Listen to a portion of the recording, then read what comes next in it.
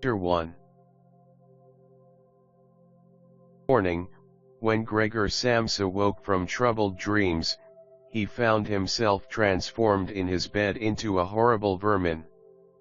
He lay on his armor-like back, and if he lifted his head a little he could see his brown belly, slightly domed and divided by arches into stiff sections. The bedding was hardly able to cover it and seemed ready to slide off any moment. His many legs, pitifully thin compared with the size of the rest of him, waved about helplessly as he looked. "What's happened to me?" he thought. It wasn't a dream.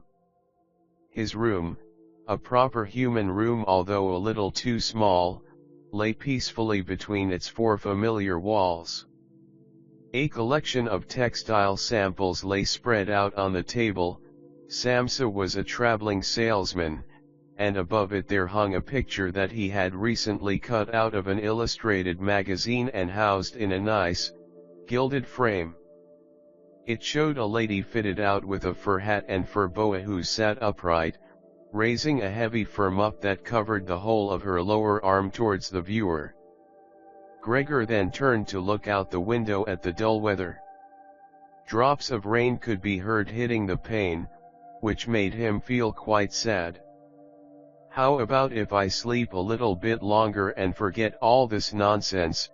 he thought, but that was something he was unable to do because he was used to sleeping on his right, and in his present state couldn't get into that position. However hard he threw himself onto his right, he always rolled back to where he was. He must have tried it 100 times, shut his eyes so that he wouldn't have to look at the floundering legs, and only stopped when he began to feel a mild, dull pain there that he had never felt before. "Oh, God," he thought, "what a strenuous career it is that I've chosen. Traveling day in and day out. Doing business like this takes much more effort than doing your own business at home, and on top of that there's the curse of traveling, worries about making train connections, bad and irregular food, contact with different people all the time so that you can never get to know anyone or become friendly with them. It can all go to hell." He felt a slight itch up on his belly, pushed himself slowly up on his back towards the headboard so that he could lift his head better, found where the itch was, and saw that it was covered with lots of little white spots which he didn't know what to make of, and when he tried to feel the place with one of his legs he drew it quickly back because as soon as he touched it he was overcome by a cold shudder. He slid back into his former position. "Getting up early all the time," he thought, "it makes you stupid. You've got to get enough sleep. Other traveling salesmen live a life of luxury. For instance, whenever I go back to the guest house during the morning to copy out the contract, these gentlemen are always still sitting there eating their breakfasts. I ought to just try that with my boss. I'd get kicked out on the spot. But who knows, maybe that would be the best thing for me. If I didn't have my parents to think about, I'd have given in my notice a long time ago. I'd have gone up to the boss and told him just what I think, tell him everything I would, let him know just what I feel. He'd fall right off his desk. And it's a funny sort of business to be sitting up there at your desk, talking down at your subordinates from up there, especially when you have to go right up close because the boss is hard of hearing. Well, there's still some hope. Once I've got the money together to pay off my parents' debt to him another 5 or 6 years, I suppose that's definitely what I'll do. That's when I'll make the big change. First of all though, I've got to get up, my train leaves at 5. And he looked over at the alarm clock, ticking on the chest of drawers. God in heaven, he thought. It was 6:30 and the hands were quietly moving forwards, It was even later than 7:30, more like 7:15. Had the alarm clock not rung? He could see from the bed that it had been set for 4 o'clock as it should have been. It certainly must have rung. Yes, but was it possible to quietly sleep through that furniture rattling noise? True, he had not slept peacefully, but probably all the more deeply because of that. What should he do now? The next train went at 7. If he were to catch that, he would have to rush like mad, and the collection of samples was still not packed, and he did not at all feel particularly fresh and lively. And even if he did catch the train, he would not avoid his boss's anger, as the office assistant would have been there to see the 5 o'clock train go. He would have put in his report about Gregor's not being there a long time ago. The office assistant was the boss's man, spineless, and with no understanding. What about if he reported sick? But that would be extremely strained and suspicious, as in 15 years of service Gregor had never once yet been ill. His boss would certainly come round with the doctor from the medical insurance company, accuse his parents of having a lazy son, and accept the doctor's recommendation not to make any claim, as the doctor believed that no one was ever ill but that many were work-shy. And what's more, would he have been entirely wrong in this case? Gregor did in fact, apart from excessive sleepiness after sleeping for so long, feel completely well, and even felt much hungrier than usual. He was still hurriedly thinking all this through, unable to decide to get out of the bed, when the clock struck 7:15. There was a cautious knock at the door near his head. "Gregor," somebody called. It was his mother. "It's 7:15. Didn't you want to go somewhere?" That gentle voice. Gregor was shocked when he heard his own voice answering. It could hardly be recognized as the voice he had had before. As if from deep inside him, there was a painful and uncontrollable squeaking mixed in with it. The words could be made out at first, but then there was a sort of echo which made them unclear, leaving the hearer unsure whether he had heard properly or not. Gregor had wanted to give a full answer and explain everything, but in the circumstances contented himself with saying, "Yes, mother, yes, thank you, I'm getting up now."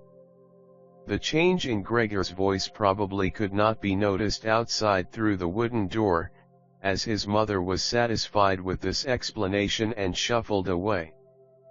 But this short conversation made the other members of the family aware that Gregor, against their expectations, was still at home, and soon his father came knocking at one of the side doors, gently, but with his fist.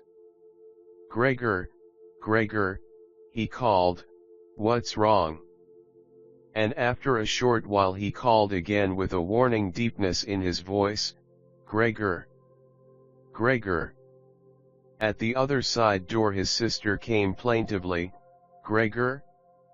Aren't you well? Do you need anything?" Gregor answered to both sides, "I'm ready, now," making an effort to remove all the strangeness from his voice by enunciating very carefully and putting long pauses between each individual word. His father went back to his breakfast, but his sister whispered, "Gregor, open the door, I beg of you." Gregor, however, had no thought of opening the door, and instead congratulated himself for his cautious habit, acquired from his traveling, of locking all doors at night even when he was at home. The first thing he wanted to do was to get up in peace without being disturbed, to get dressed, and most of all to have his breakfast. Only then would he consider what to do next, as he was well aware that he would not bring his thoughts to any sensible conclusions by lying in bed.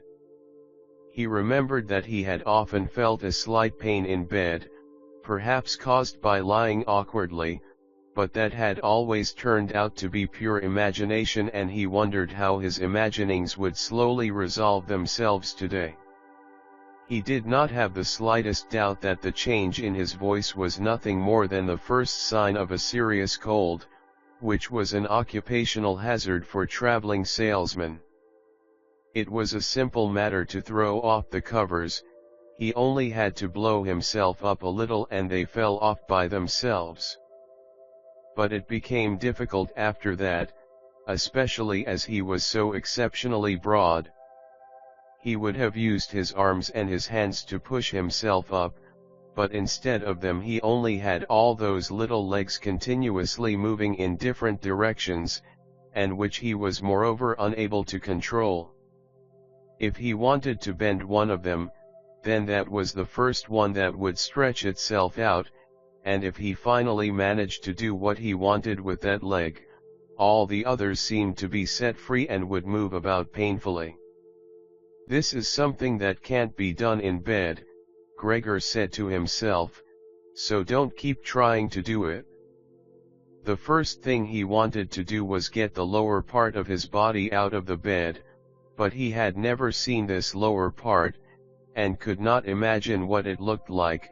It turned out to be too hard to move, it went so slowly, and finally, almost in a frenzy, when he carelessly shoved himself forwards with all the force he could gather, he chose the wrong direction, hit hard against the lower bedpost, and learned from the burning pain he felt that the lower part of his body might well, at present, be the most sensitive.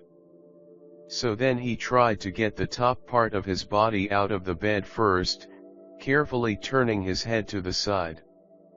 This he managed quite easily, and despite its breadth and its weight, the bulk of his body eventually followed slowly in the direction of the head. But when he had at last got his head out of the bed and into the fresh air, it occurred to him that if he let himself fall it would be a miracle if his head were not injured, so he became afraid to carry on pushing himself forward the same way. And he could not knock himself out now at any price, better to stay in bed than lose consciousness. It took just as much effort to get back to where he had been earlier, but when he lay there sighing, and was once more watching his legs as they struggled against each other even harder than before, if that was possible, he could think of no way of bringing peace and order to this chaos. He told himself once more that it was not possible for him to stay in bed and that the most sensible thing to do would be to get free of it in whatever way he could at whatever sacrifice. At the same time, though, he did not forget to remind himself that calm consideration was much better than rushing to desperate conclusions. At times like this he would direct his eyes to the window and look out as clearly as he could, but unfortunately, even the other side of the narrow street was enveloped in morning fog and the view had little confidence or cheer to offer him. 7 o'clock, already, he said to himself when the clock struck again, 7 o'clock, and there's still a fog like this. And he lay there quietly a while longer, breathing lightly as if he perhaps expected the total stillness to bring things back to their real and natural state. But then he said to himself, before it strikes 7:15 I'll definitely have to have got properly out of bed. And by then somebody will have come round from work to ask what's happened to me as well, as they open up at work before 7 o'clock. And so he set himself to the task of swinging the entire length of his body out of the bed all at the same time. If he succeeded in falling out of bed in this way and kept his head raised as he did so, he could probably avoid injuring it. His back seemed to be quite hard, and probably nothing would happen to it falling onto the carpet. His main concern was for the loud noise he was bound to make, and which even through all the doors would probably raise concern if not alarm. But it was something that had to be risked. When Gregor was already sticking halfway out of the bed, the new method was more of a game than an effort. All he had to do was rock back and forth. It occurred to him how simple everything would be if somebody came to help him. Two strong people, he had his father and the maid in mind, would have been more than enough. They would only have to push their arms under the dome of his back, peel him away from the bed, bend down with the load, and then be patient and careful as he swung over onto the floor, where, hopefully, the little legs would find a use. Should he really call for help though, even apart from the fact that all the doors were locked? Despite all the difficulty he was in, he could not suppress a smile at this thought. After a while he had already moved so far across that it would have been hard for him to keep his balance if he rocked too hard. The time was now 7:10 and he would have to make a final decision very soon. Then there was a ring at the door of the flat. "That'll be someone from work," he said to himself, and froze very still, although his little legs only became all the more lively as they danced around. For a moment everything remained quiet. "They're not opening the door," Gregor said to himself, caught in some nonsensical hope. But then of course, the maid's firm steps went to the door as ever and opened it. Gregor only needed to hear the visitor's first words of greeting and he knew who it was, the chief clerk himself. Why did Gregor have to be the only one condemned to work for a company where they immediately became highly suspicious at the slightest shortcoming? Were all employees, every one of them, louts? Was there not one of them who was faithful and devoted, who would go so mad with pangs of conscience that he couldn't get out of bed if he didn't spend at least a couple of hours in the morning on company business? Was it really not enough to let one of the trainees make inquiries, assuming inquiries were even necessary? Did the chief clerk have to come himself, and did they have to show the whole innocent family that this was so suspicious that only the chief clerk could be trusted to have the wisdom to investigate it? And more because these thoughts had made him upset than through any proper decision, he swung himself with all his force out of the bed. There was a loud thump, but it wasn't really a loud noise. His fall was softened a little by the carpet, and Gregor's back was also more elastic than he had thought, which made the sound muffled and not too noticeable. He had not held his head carefully enough, though, and hit it as he fell. Annoyed and in pain, he turned it and rubbed it against the carpet. "Something's fallen down in there," said the chief clerk in the room on the left. Gregor tried to imagine whether something of the sort that had happened to him today could ever happen to the chief clerk too. You had to concede that it was possible. But as if in gruff reply to this question, the chief clerk's firm footsteps in his highly polished boots could now be heard in the adjoining room. From the room on his right, Gregor's sister whispered to him to let him know, "Gregor, the chief clerk is here." "Yes, I know," said Gregor to himself, but without daring to raise his voice loud enough for his sister to hear him.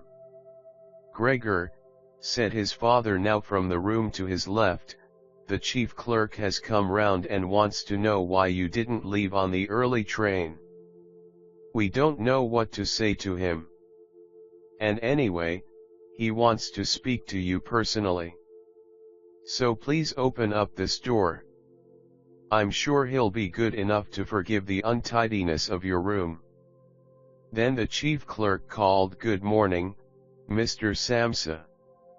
"He isn't well," said his mother to the chief clerk, while his father continued to speak through the door. "He isn't well, please believe me. Why else would Gregor have missed a train? The lad only ever thinks about the business. It nearly makes me cross the way he never goes out in the evenings. he's been in town for a week now but stayed home every evening. He sits with us in the kitchen and just reads the paper or studies train timetables. His idea of relaxation is working with his Freitsaw. He's made a little frame, for instance. It only took him 2 or 3 evenings. You'll be amazed how nice it is. It's hanging up in his room. You'll see it as soon as Gregor opens the door. Anyway, I'm glad you're here. We wouldn't have been able to get Gregor to open the door by ourselves. He's so stubborn, and I'm sure he isn't well. He said this morning that he is, but he isn't. I'll be there in a moment, said Gregor slowly and thoughtfully, but without moving so that he would not miss any word of the conversation. Well, I can't think of any other way of explaining it, Mrs. Samsa, said the chief clerk. I hope it's nothing serious. But on the other hand, I must say that if we people in commerce ever become slightly unwell, then, fortunately, or unfortunately as you like, we simply have to overcome it because of business considerations. Can the chief clerk come in to see you now then? Asked his father impatiently, knocking at the door again. No, said Gregor. In the room on his right there followed a painful silence. In the room on his left his sister began to cry. So why did his sister not go and join the others? She had probably only just got up and had not even begun to get dressed. And why was she crying? Was it because he had not got up, and had not let the chief clerk in, because he was in danger of losing his job, and if that happened his boss would once more pursue their parents with the same demands as before? There was no need to worry about things like that yet. Gregor was still there and had not the slightest intention of abandoning his family. For the time being he just lay there on the carpet, and no one who knew the condition he was in would seriously have expected him to let the chief clerk in. It was only a minor discourtesy, and a suitable excuse could easily be found for it later on. It was not something for which Gregor could be sacked on the spot. And it seemed to Gregor much more sensible to leave him now in peace instead of disturbing him with talking at him and crying. But the others didn't know what was happening. They were worried. That would excuse their behavior. The chief clerk now raised his voice. Mr. Samsa, he called to him, what is wrong? You barricade yourself in your room, give us no more than yes or no for an answer. You are causing serious and unnecessary concern to your parents and you fail, and I mention this just by the way, you fail to carry out your business duties in a way that is quite unheard of. I'm speaking here on behalf of your parents and of your employer, and really must request a clear and immediate explanation. I am astonished, quite astonished. I thought I knew you as a calm and sensible person, and now you suddenly seem to be showing off with peculiar whims. This morning, your employer did suggest a possible reason for your failure to appear. It's true, it had to do with the money that was recently entrusted to you, but I came near to giving him my word of honor that that could not be the right explanation. But now that I see your incomprehensible stubbornness, I no longer feel any wish whatsoever to intercede on your behalf. And nor is your position all that secure. I had originally intended to say all this to you in private, but since you cause me to waste my time here for no good reason, I don't see why your parents should not also learn of it. Your turnover has been very unsatisfactory of late. I grant you that it's not the time of year to do especially good business, we recognize that, but there simply is no time of year to do no business at all, Mr. Samsa, we cannot allow there to be. But sir, called Gregor, beside himself and forgetting all else in the excitement, I'll open up immediately, just a moment. I'm slightly unwell, an attack of dizziness, I haven't been able to get up. I'm still in bed now. I'm quite fresh again now, though. I'm just getting out of bed. Just a moment. Be patient. It's not quite as easy as I'd thought. I'm quite all right now, though. It's shocking, what can suddenly happen to a person. I was quite all right last night, my parents know about it, perhaps better than me, I had a small symptom of it last night already. They must have noticed it. I don't know why I didn't let you know at work. But you always think you can get over an illness without staying at home. Please, don't make my parents suffer. There's no basis for any of the accusations you're making, nobody's ever said a word to me about any of these things. Maybe you haven't read the latest contracts I sent in. I'll set off with the 8 o'clock train, as well. These few hours of rest have given me strength. You don't need to wait, sir, I'll be in the office soon after you, and please be so good as to tell that to the boss and recommend me to him.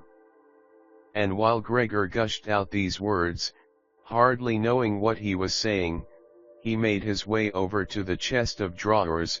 This was easily done, probably because of the practice he had already had in bed, where he now tried to get himself upright. He really did want to open the door, really did want to let them see him and to speak with the chief clerk. The others were being so insistent, and he was curious to learn what they would say when they caught sight of him. If they were shocked, then it would no longer be Gregor's responsibility and he could rest.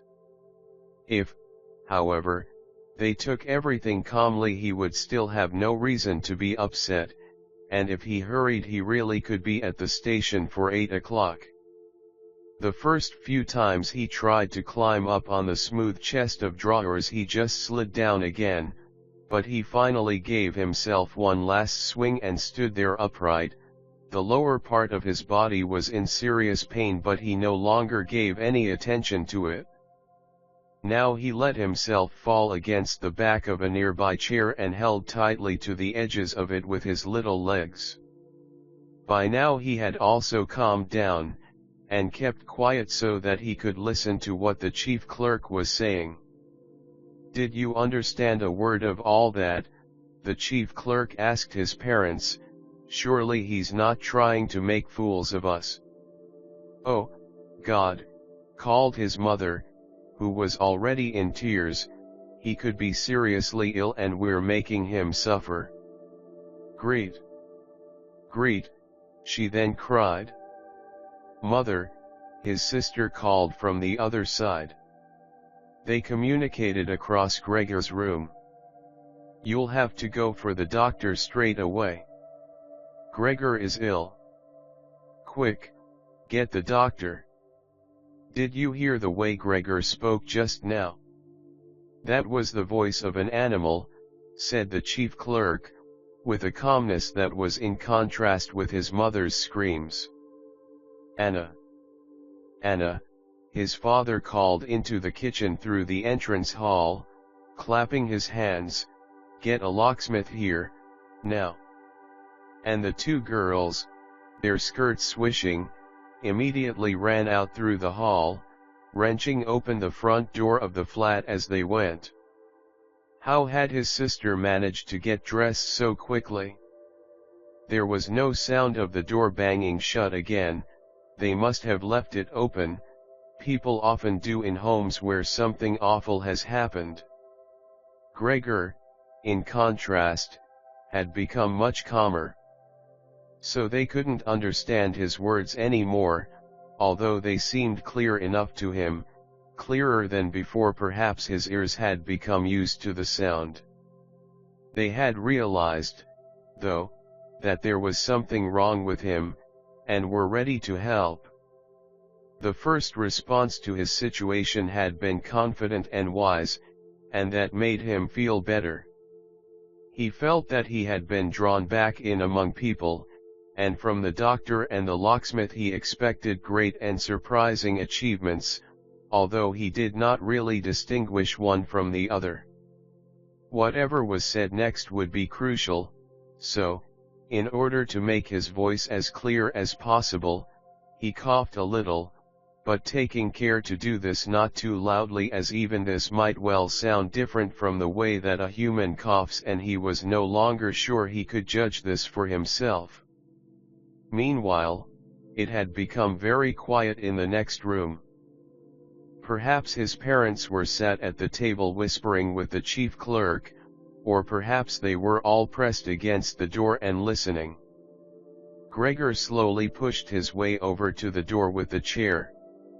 Once there, he let go of it and threw himself onto the door, holding himself upright against it using the adhesive on the tips of his legs.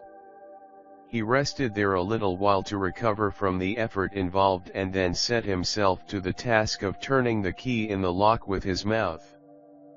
He seemed, unfortunately, to have no proper teeth. How was he, then, to grasp the key?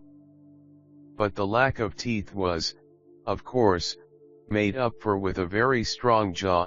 Using the jaw, he really was able to start the key turning, ignoring the fact that he must have been causing some kind of damage, as a brown fluid came from his mouth, flowed over the key and dripped onto the floor. "Listen," said the chief clerk in the next room, "he's turning the key." Gregor was greatly encouraged by this, but they all should have been calling to him, his father and his mother too.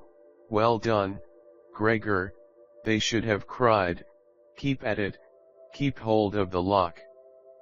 And with the idea that they were all excitedly following his efforts, he bit on the key with all his strength, paying no attention to the pain he was causing himself. As the key turned round, he turned around the lock with it, only holding himself upright with his mouth, and hung onto the key or pushed it down again with the whole weight of his body as needed. The clear sound of the lock as it snapped back was Gregor's sign that he could break his concentration, and as he regained his breath he said to himself, "So, I didn't need the locksmith after all." Then he lay his head on the handle of the door to open it completely. Because he had to open the door in this way, it was already wide open before he could be seen. He had first to slowly turn himself around one of the double doors, and he had to do it very carefully if he did not want to fall flat on his back before entering the room. He was still occupied with this difficult movement, unable to pay attention to anything else, when he heard the chief clerk exclaim aloud, "Oh," which sounded like the soughing of the wind. Now he also saw him. He was the nearest to the door, his hand pressed against his open mouth and slowly retreating as if driven by a steady and invisible force. Gregor's mother, her hair still disheveled from bed despite the chief clerk's being there, looked at his father. Then she unfolded her arms, took 2 steps forward towards Gregor and sank down onto the floor into her skirts that spread themselves out around her as her head disappeared down onto her breast. His father looked hostile, and clenched his fists as if wanting to knock Gregor back into his room. Then he looked uncertainly round the living room, covered his eyes with his hands and wept so that his powerful chest shook. So Gregor did not go into the room, but leant against the inside of the other door, which was still held bolted in place. In this way only half of his body could be seen, along with his head above it, which he leant over to one side as he peered out at the others. Meanwhile the day had become much lighter. Part of the endless, grey-black building on the other side of the street, which was a hospital, could be seen quite clearly with the austere and regular line of windows piercing its facade, The rain was still falling, now throwing down large, individual droplets which hit the ground one at a time. The washing up from breakfast lay on the table. There was so much of it because, for Gregor's father, breakfast was the most important meal of the day, and he would stretch it out for several hours as he sat reading a number of different newspapers.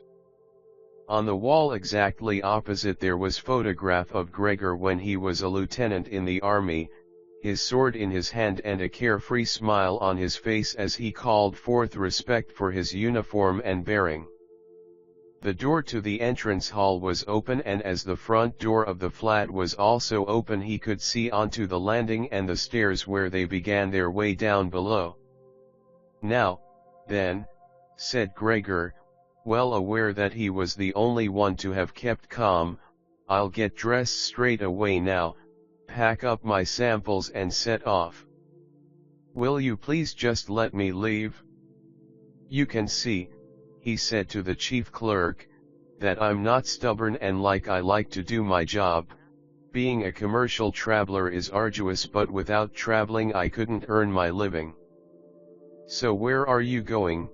Into the office?" "Yes."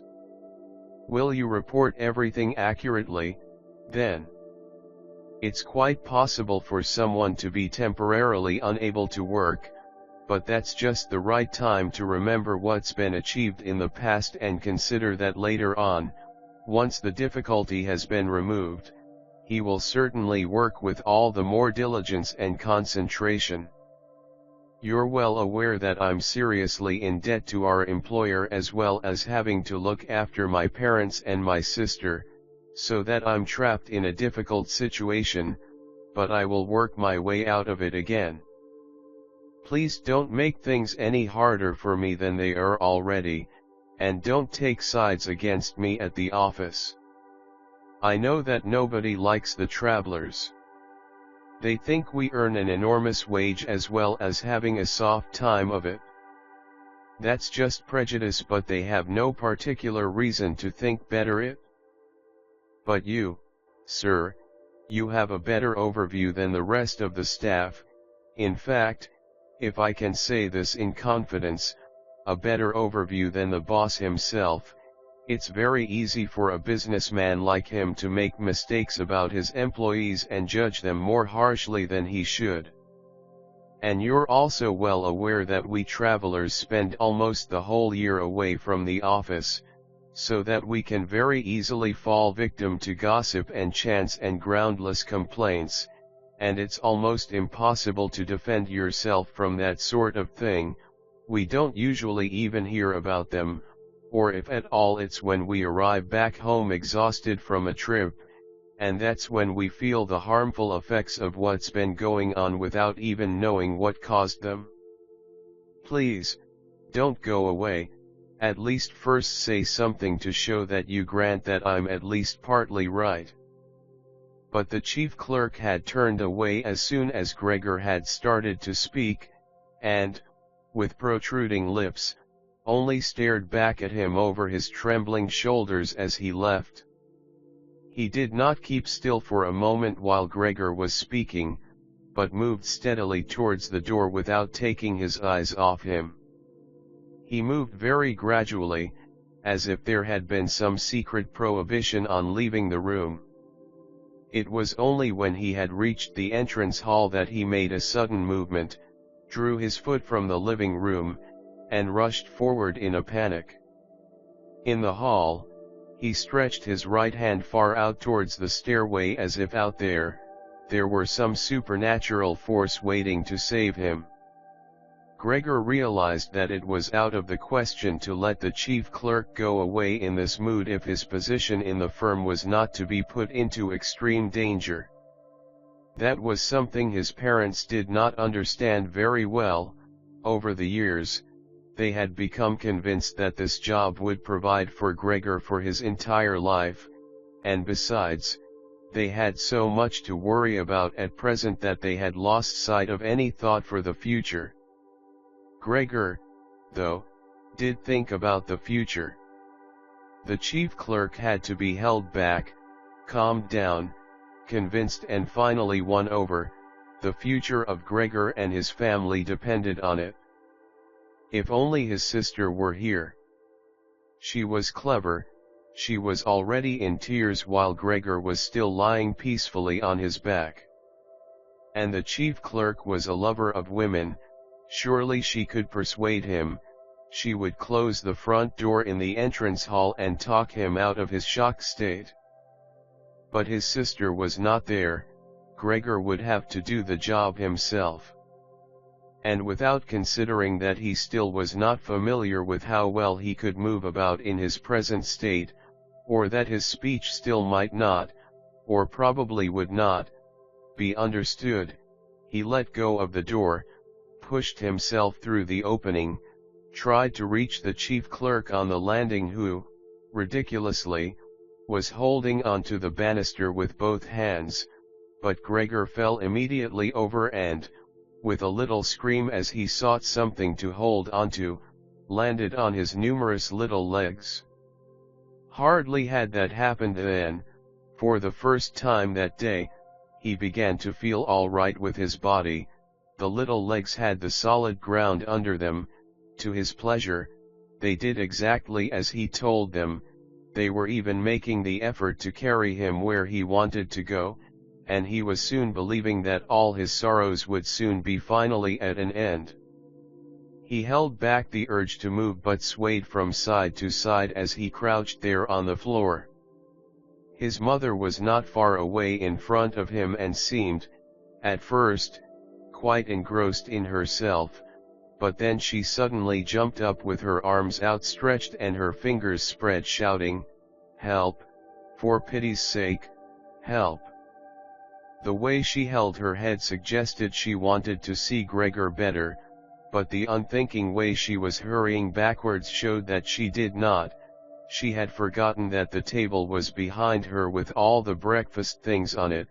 When she reached the table she sat quickly down on it without knowing what she was doing, without even seeming to notice that the coffee pot had been knocked over and a gush of coffee was pouring down onto the carpet. "Mother, Mother," said Gregor gently, looking up at her. He had completely forgotten the chief clerk for the moment, but could not help himself snapping in the air with his jaws at the sight of the flow of coffee. That set his mother screaming anew. She fled from the table and into the arms of his father as he rushed towards her.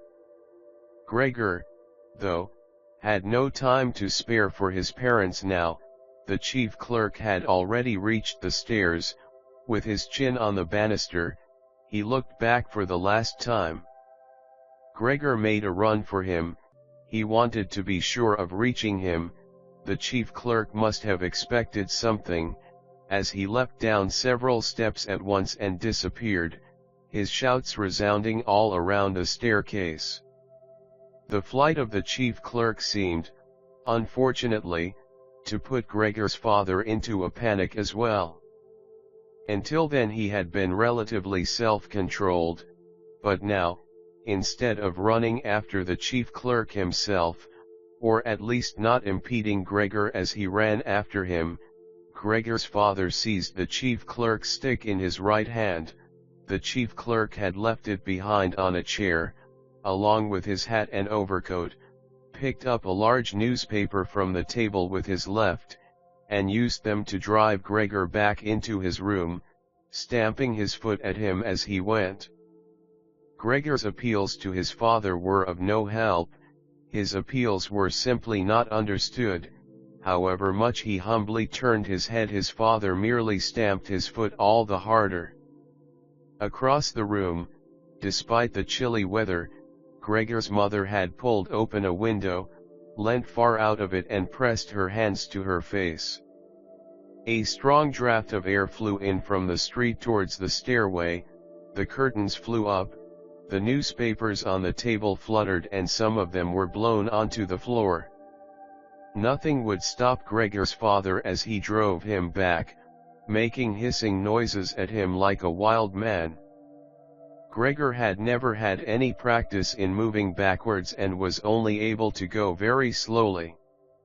If Gregor had only been allowed to turn round, he would have been back in his room straight away, but he was afraid that if he took the time to do that his father would become impatient, and there was the threat of a lethal blow to his back or head from the stick in his father's hand any moment.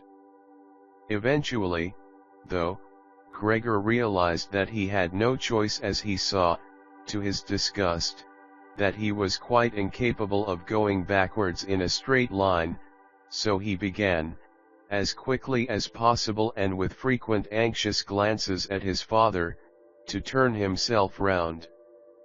It went very slowly, but perhaps his father was able to see his good intentions as he did nothing to hinder him.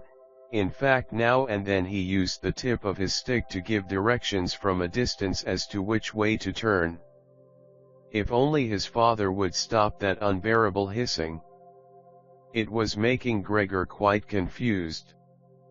When he had nearly finished turning round, still listening to that hissing, he made a mistake and turned himself back a little the way he had just come. He was pleased when he finally had his head in front of the doorway, but then saw that it was too narrow, and his body was too broad to get through it without further difficulty. In his present mood, it obviously did not occur to his father to open the other of the double doors so that Gregor would have enough space to get through. He was merely fixed on the idea that Gregor should be got back into his room as quickly as possible. Nor would he ever have allowed Gregor the time to get himself upright as preparation for getting through the doorway. What he did, making more noise than ever, was to drive Gregor forwards all the harder as if there had been nothing in the way. It sounded to Gregor as if there was now more than one father behind him. It was not a pleasant experience, and Gregor pushed himself into the doorway without regard for what might happen. One side of his body lifted itself, he lay at an angle in the doorway, one flank scraped on the white door and was painfully injured, leaving vile brown flecks on it. Soon he was stuck fast and would not have been able to move at all by himself. The little legs along one side hung quivering in the air while those on the other side were pressed painfully against the ground. Then his father gave him a hefty shove from behind which released him from where he was held and sent him flying, and heavily bleeding, deep into his room. The door was slammed shut with the stick. Then, finally, all was quiet. Chapter 2. Not until it was getting dark that evening that Gregor awoke from his deep and coma-like sleep. He would have woken soon afterwards anyway even if he hadn't been disturbed, as he had had enough sleep and felt fully rested. But he had the impression that some hurried steps and the sound of the door leading into the front room being carefully shut had woken him. The light from the electric street lamps shone palely here and there onto the ceiling and tops of the furniture, but down below, where Gregor was, it was dark. He pushed himself over to the door, feeling his way clumsily with his antennae, of which he was now beginning to learn the value, in order to see what had been happening there. The whole of his left side seemed like one painfully stretched scar, and he limped badly on his 2 rows of legs. One of the legs had been badly injured in the events of that morning. It was nearly a miracle that only one of them had been, and dragged along lifelessly. It was only when he had reached the door that he realized what it actually was that had drawn him over to it. It was the smell of something to eat. By the door there was a dish filled with sweetened milk with little pieces of white bread floating in it. He was so pleased he almost laughed, as he was even hungrier than he had been that morning, and immediately dipped his head into the milk, nearly covering his eyes with it. But he soon drew his head back again in disappointment. Not only did the pain in his tender left side make it difficult to eat the food, He was only able to eat if his whole body worked together as a snuffling whole, but the milk did not taste at all nice. Milk like this was normally his favorite drink, and his sister had certainly left it there for him because of that, but he turned, almost against his own will, away from the dish and crawled back into the center of the room. Through the crack in the door, Gregor could see that the gas had been lit in the living room. His father at this time would normally be sat with his evening paper, reading it out in a loud voice to Gregor's mother, and sometimes to his sister, but there was now not a sound to be heard. Gregor's sister would often write and tell him about this reading, but maybe his father had lost the habit in recent times. It was so quiet all around too, even though there must have been somebody in the flat.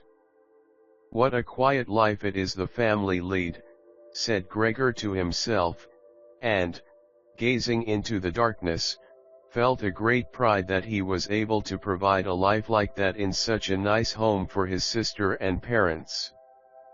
But what now, if all this peace and wealth and comfort should come to a horrible and frightening end? That was something that Gregor did not want to think about too much, so he started to move about, crawling up and down the room. Once during that long evening, the door on one side of the room was opened very slightly and hurriedly closed again. Later on, the door on the other side did the same. It seemed that someone needed to enter the room but thought better of it.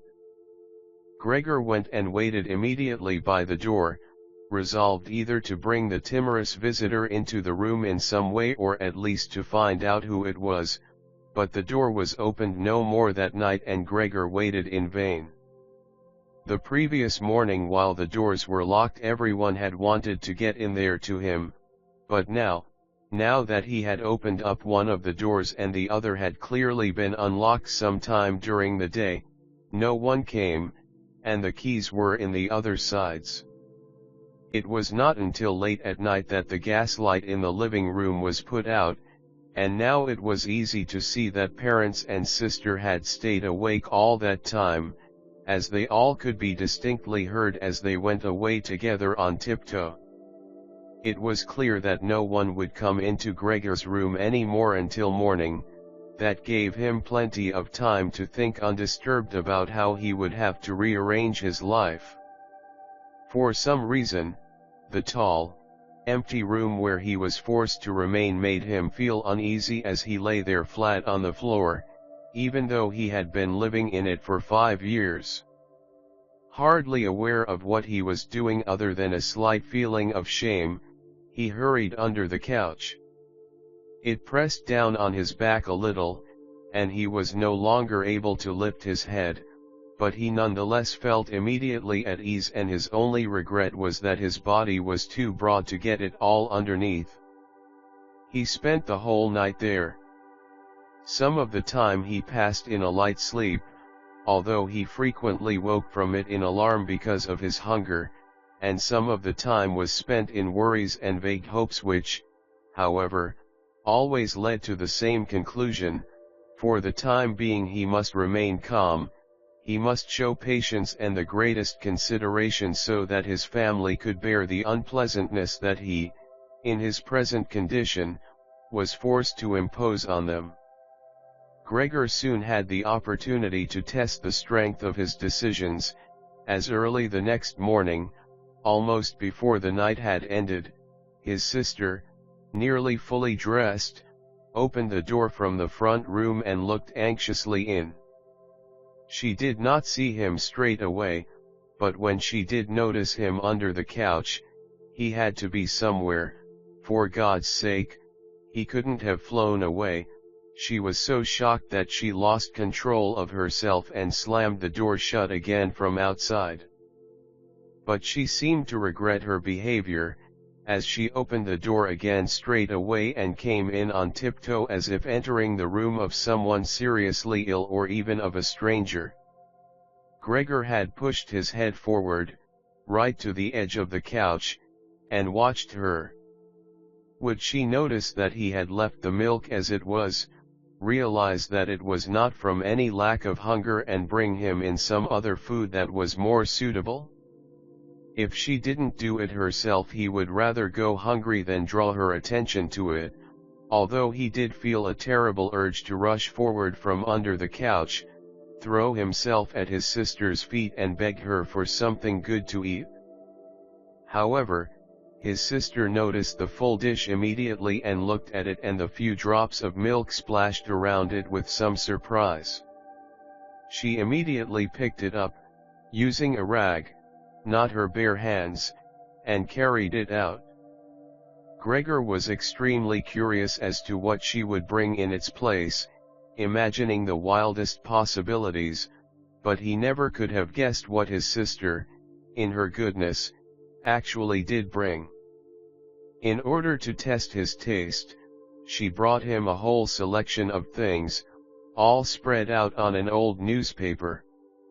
There were old, half-rotten vegetables, bones from the evening meal, covered in white sauce that had gone hard, a few raisins and almonds, some cheese that Gregor had declared inedible 2 days before, a dry roll and some bread spread with butter and salt.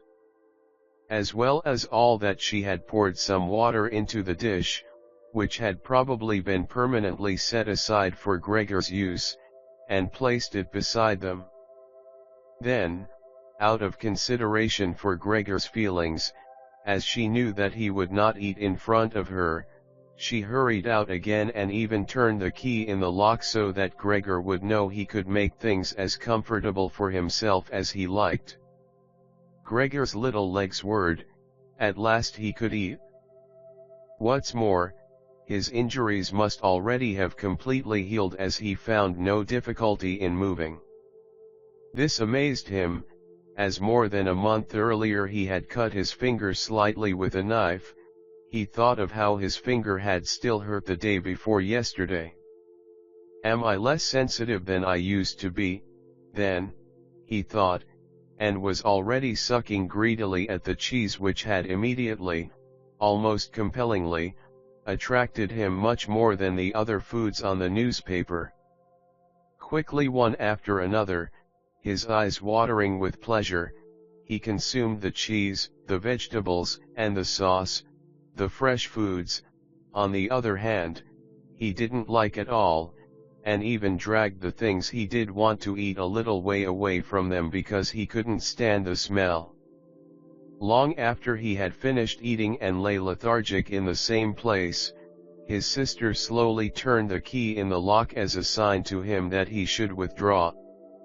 He was immediately startled, although he had been half asleep, and he hurried back under the couch.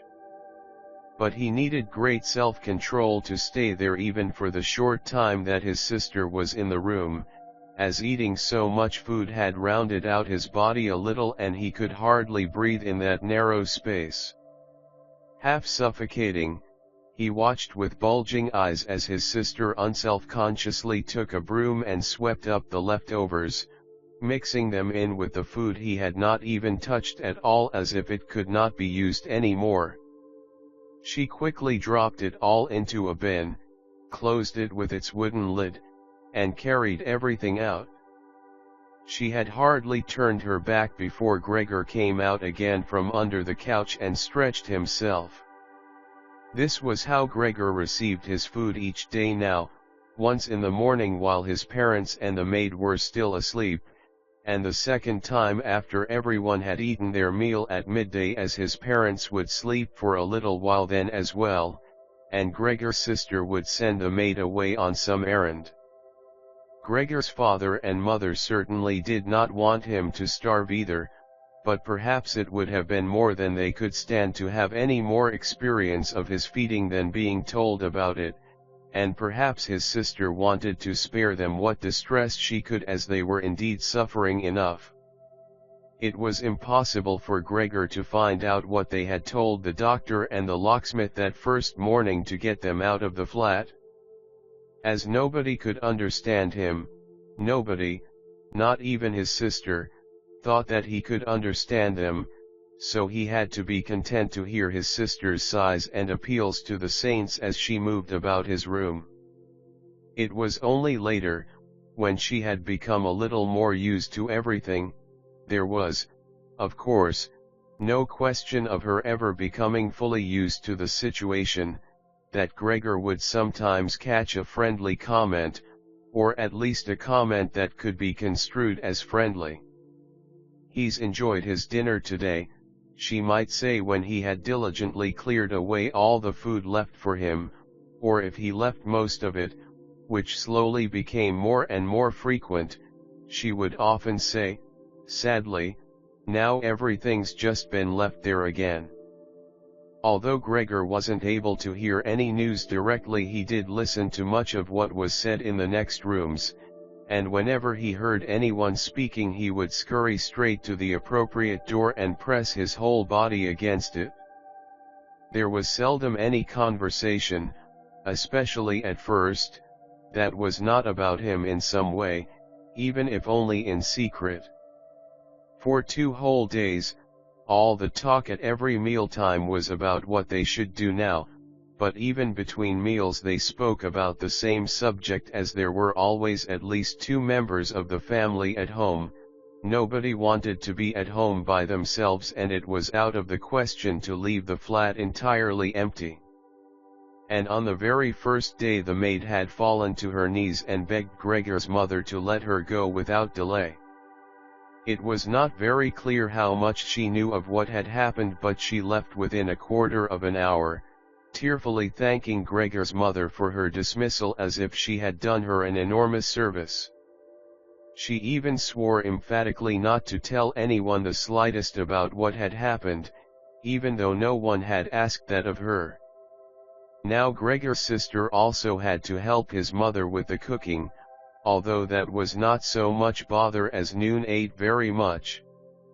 Gregor often heard how one of them would unsuccessfully urge another to eat, and receive no more answer than "No thanks, I've had enough," or something similar.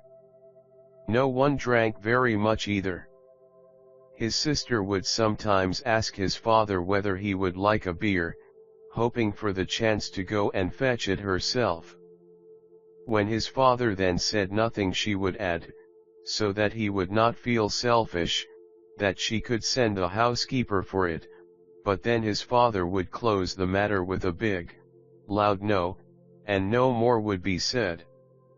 Even before the first day had come to an end, his father had explained to Gregor's mother and sister what their finances and prospects were. Now and then he stood up from the table and took some receipt or document from the little cash box he had saved from his business when it had collapsed 5 years earlier. Gregor heard how he opened the complicated lock and then closed it again after he had taken the item he wanted. What he heard his father say was some of the first good news that Gregor heard since he had first been incarcerated in his room. He had thought that nothing at all remained from his father's business, at least he had never told him anything different, and Gregor had never asked him about it anyway. Their business misfortune had reduced the family to a state of total despair, and Gregor's only concern at that time had been to arrange things so that they could all forget about it as quickly as possible. So then he started working especially hard, with a fiery vigor that raised him from a junior salesman to a traveling representative almost overnight, bringing with it the chance to earn money in quite different ways. Gregor converted his success at work straight into cash that he could lay on the table at home for the benefit of his astonished and delighted family. They had been good times and they had never come again, at least not with the same splendor, even though Gregor had later earned so much that he was in a position to bear the costs of the whole family, and did bear them. They had even got used to it, both Gregor and the family. They took the money with gratitude and he was glad to provide it, although there was no longer much warm affection given in return. Gregor only remained close to his sister now. Unlike him, She was very fond of music and a gifted and expressive violinist. It was his secret plan to send her to the conservatory next year, even though it would cause great expense that would have to be made up for in some other way. During Gregor's short periods in town, conversation with his sister would often turn to the conservatory, but it was only ever mentioned as a lovely dream that could never be realized. Their parents did not like to hear this innocent talk, but Gregor thought about it quite hard and decided he would let them know what he planned with a grand announcement of it on Christmas Day. That was the sort of totally pointless thing that went through his mind in his present state, pressed upright against the door and listening.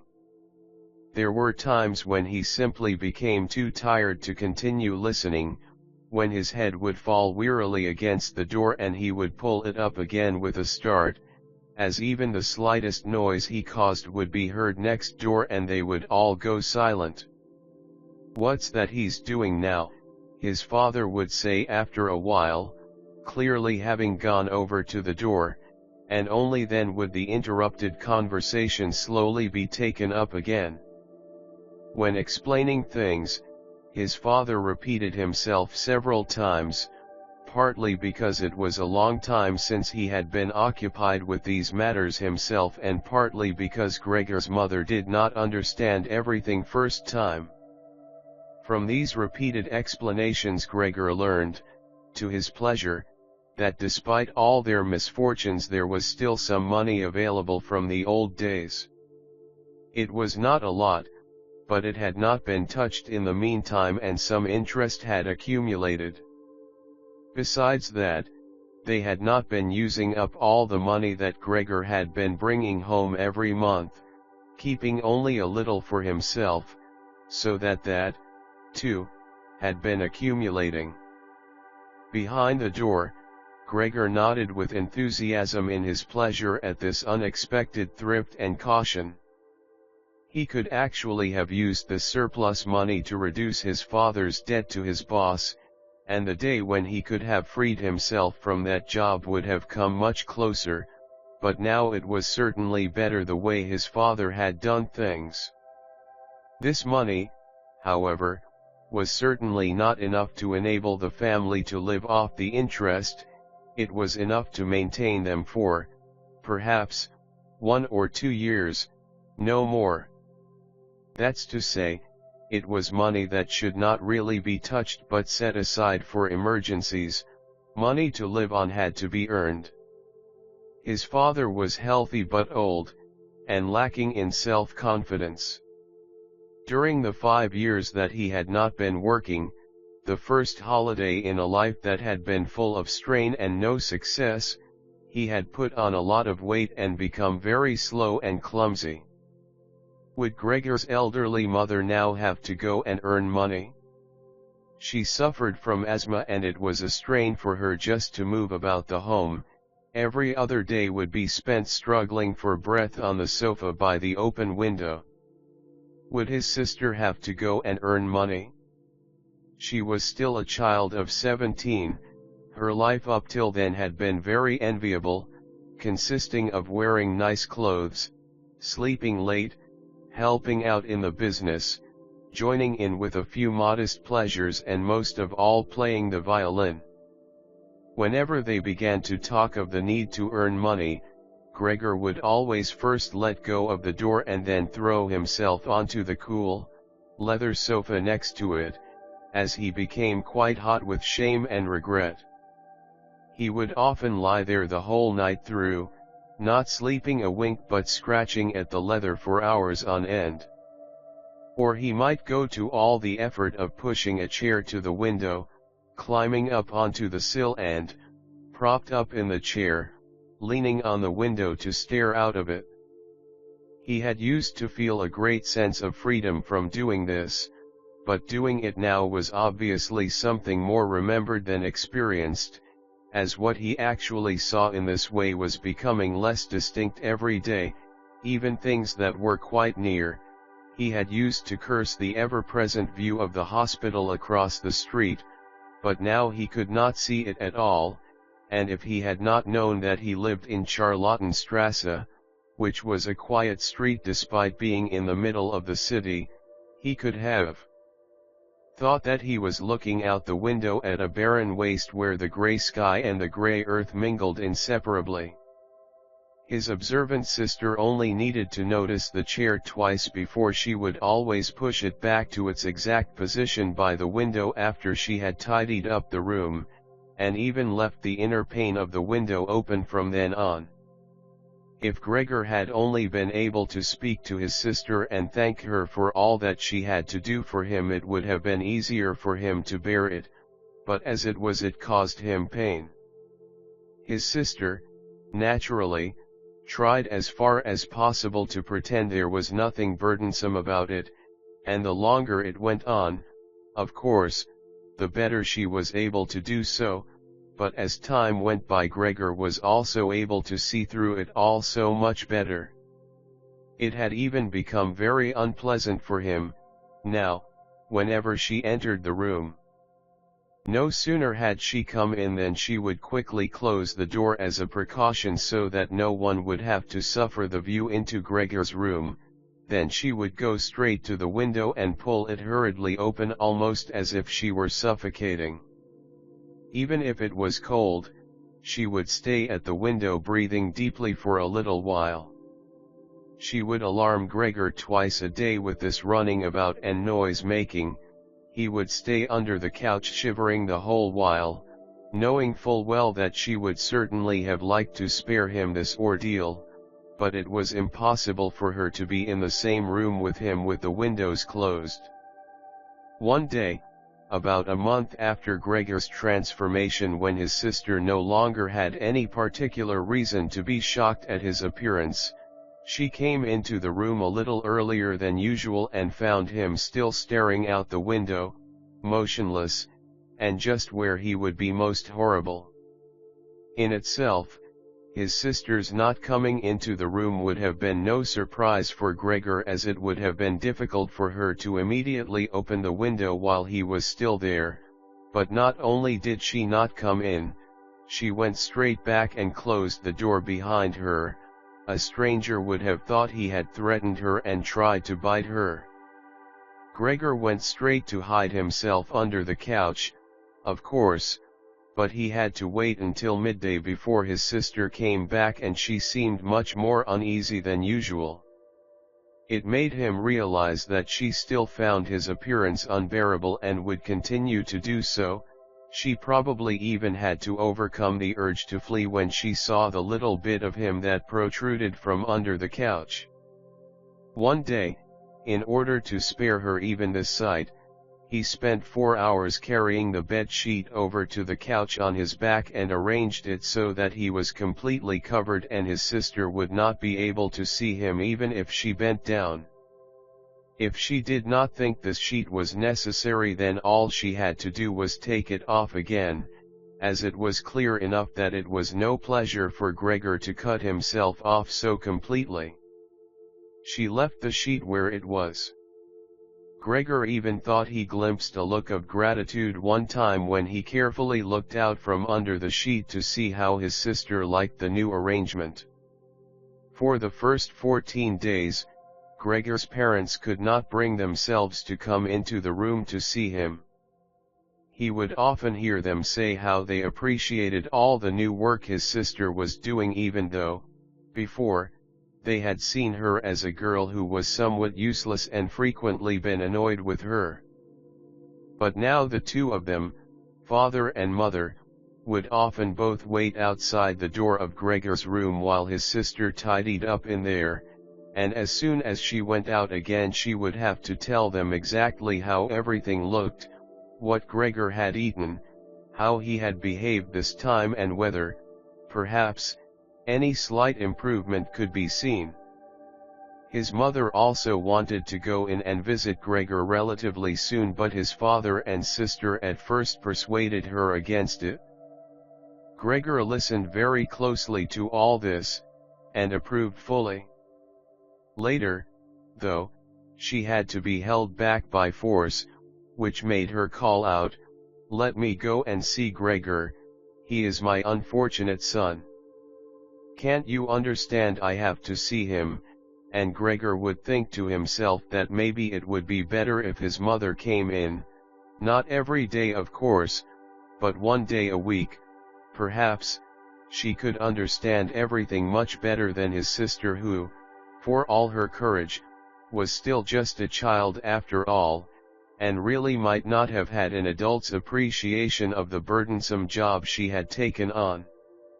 Gregor's wish to see his mother was soon realized. Out of consideration for his parents, Gregor wanted to avoid being seen at the window during the day. The few square meters of the floor did not give him much room to crawl about. It was hard to just lie quietly through the night.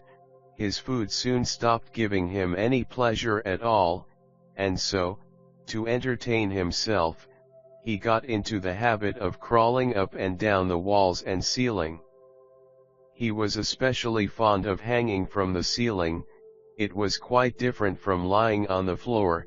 He could breathe more freely, his body had a light swing to it, and up there, relaxed and almost happy, it might happen that he would surprise even himself by letting go of the ceiling and landing on the floor with a crash. But now, of course, he had far better control of his body than before and, even with a fall as great as that, caused himself no damage. Very soon his sister noticed Gregor's new way of entertaining himself. He had, after all, left traces of the adhesive from his feet as he crawled about, and got it into her head to make it as easy as possible for him by removing the furniture that got in his way, especially the chest of drawers and the desk. Now, this was not something that she would be able to do by herself. She did not dare to ask for help from her father.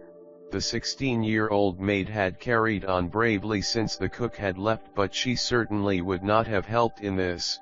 She had even asked to be allowed to keep the kitchen locked at all times and never to have to open the door unless it was especially important. So his sister had no choice but to choose some time when Gregor's father was not there and fetch his mother to help her. As she approached the room, Gregor could hear his mother express her joy, but once at the door she went silent. First, of course, his sister came in and looked round to see that everything in the room was all right, and only then did she let her mother enter. Gregor had hurriedly pulled the sheet down lower over the couch and put more folds into it so that everything really looked as if it had just been thrown down by chance. Gregor also refrained, this time, from spying out from under the sheet. He gave up the chance to see his mother until later and was simply glad that she had come. "You can come in, he can't be seen," said his sister, obviously leading her in by the hand.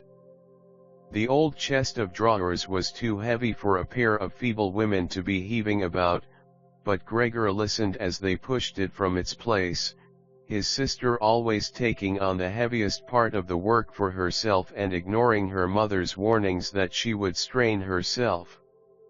This lasted a very long time. After laboring at it for 15 minutes or more, his mother said it would be better to leave the chest where it was.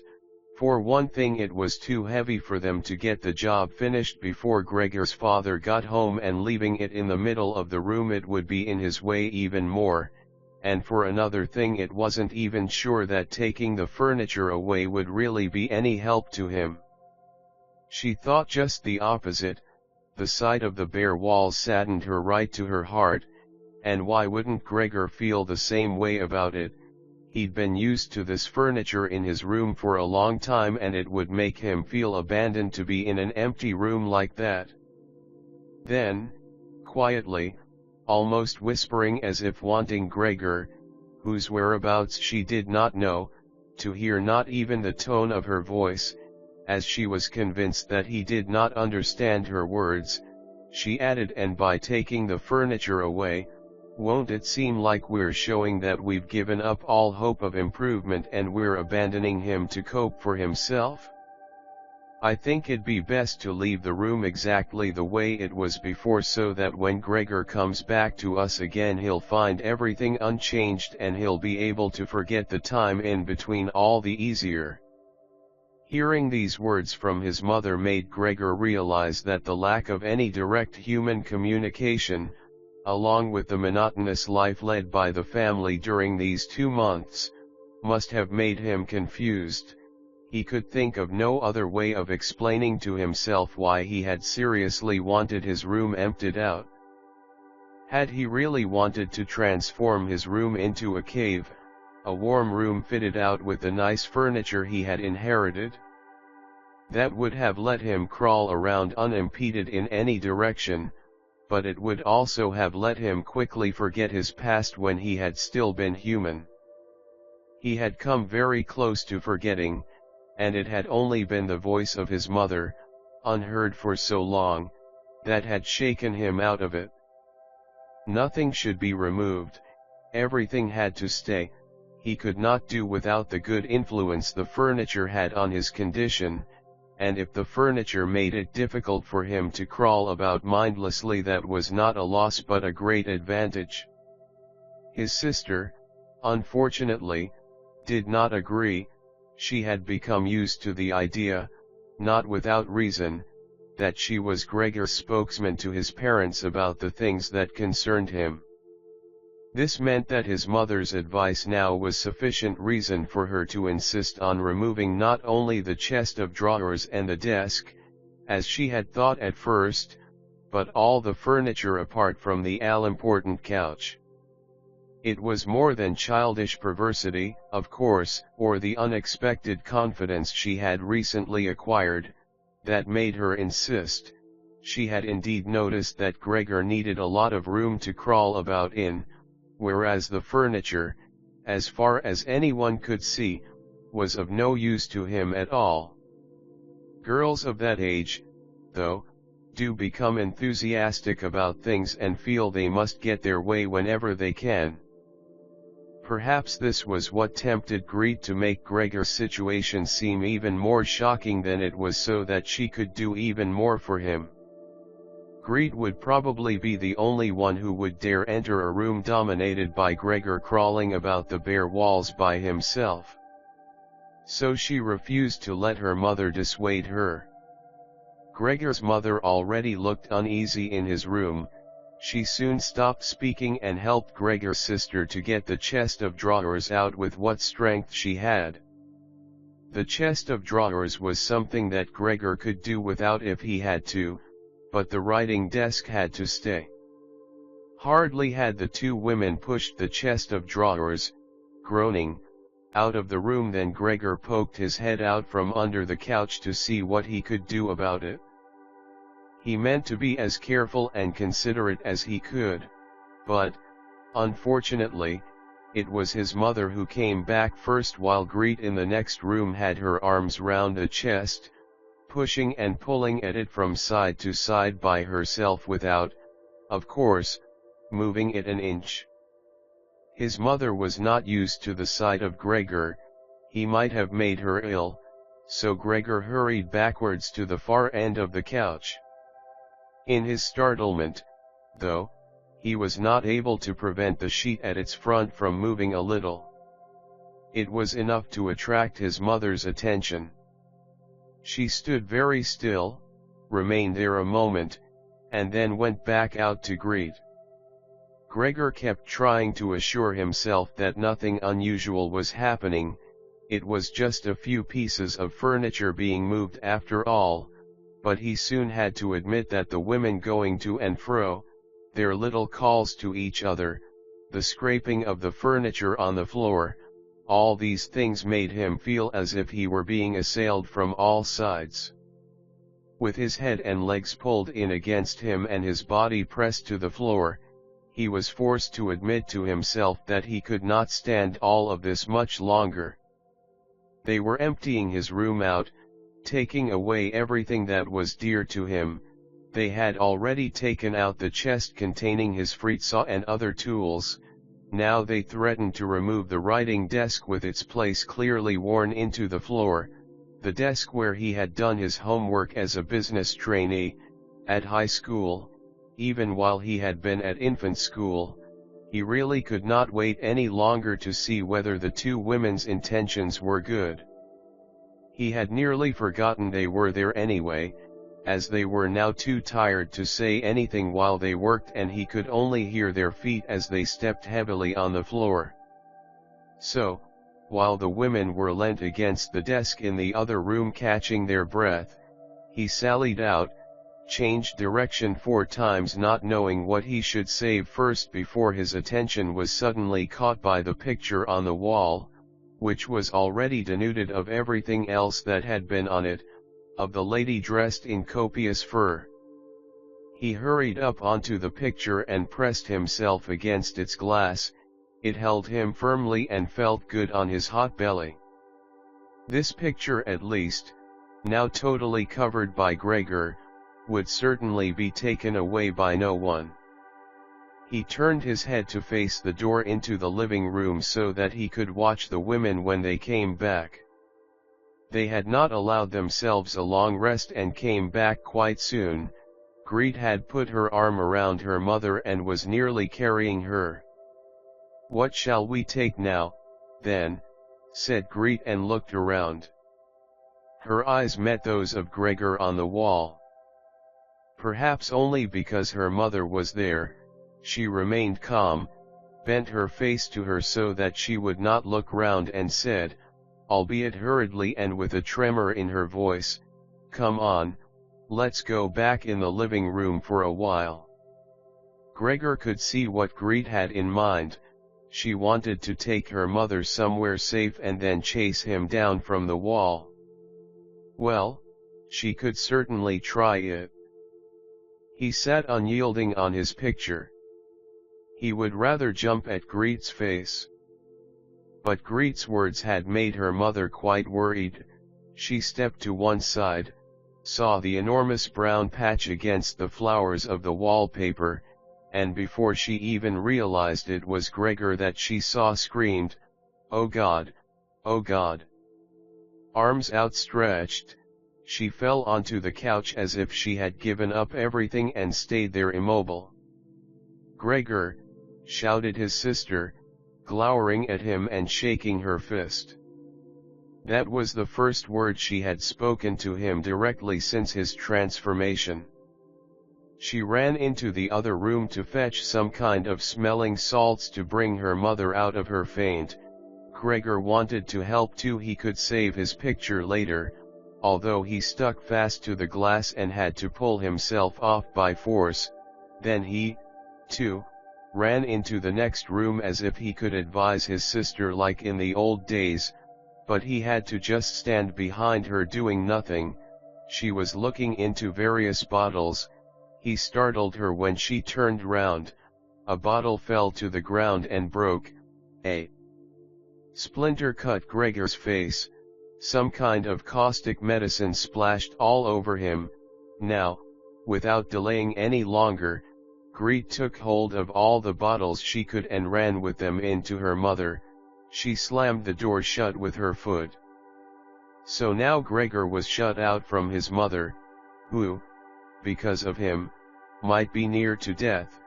He could not open the door if he did not want to chase his sister away, and she had to stay with his mother. There was nothing for him to do but wait, and, oppressed with anxiety and self-reproach, he began to crawl about. He crawled over everything, walls, furniture, ceiling, and finally in his confusion, as the whole room began to spin around him, he fell down into the middle of the dinner table. He lay there for a while, numb and immobile. All around him it was quiet. Maybe that was a good sign. Then there was someone at the door. The maid, of course, had locked herself in her kitchen so that Greet would have to go and answer it. His father had arrived home. "What's happened?" were his first words. Greet's appearance must have made everything clear to him. She answered him with subdued voice, and openly pressed her face into his chest. Mother's fainted, but she's better now. Gregor got out. Just as I expected, said his father, just as I always said, but you women wouldn't listen, would you? It was clear to Gregor that Greet had not said enough and that his father took it to mean that something bad had happened, that he was responsible for some act of violence. That meant Gregor would now have to try to calm his father, as he did not have the time to explain things to him even if that had been possible. So he fled to the door of his room and pressed himself against it so that his father, when he came in from the hall, could see straight away that Gregor had the best intentions and would go back into his room without delay, that it would not be necessary to drive him back but that they had only to open the door and he would disappear. His father, though, was not in the mood to notice subtleties like that. "Ah!" he shouted as he came in, sounding as if he were both angry and glad at the same time. Gregor drew his head back from the door and lifted it towards his father.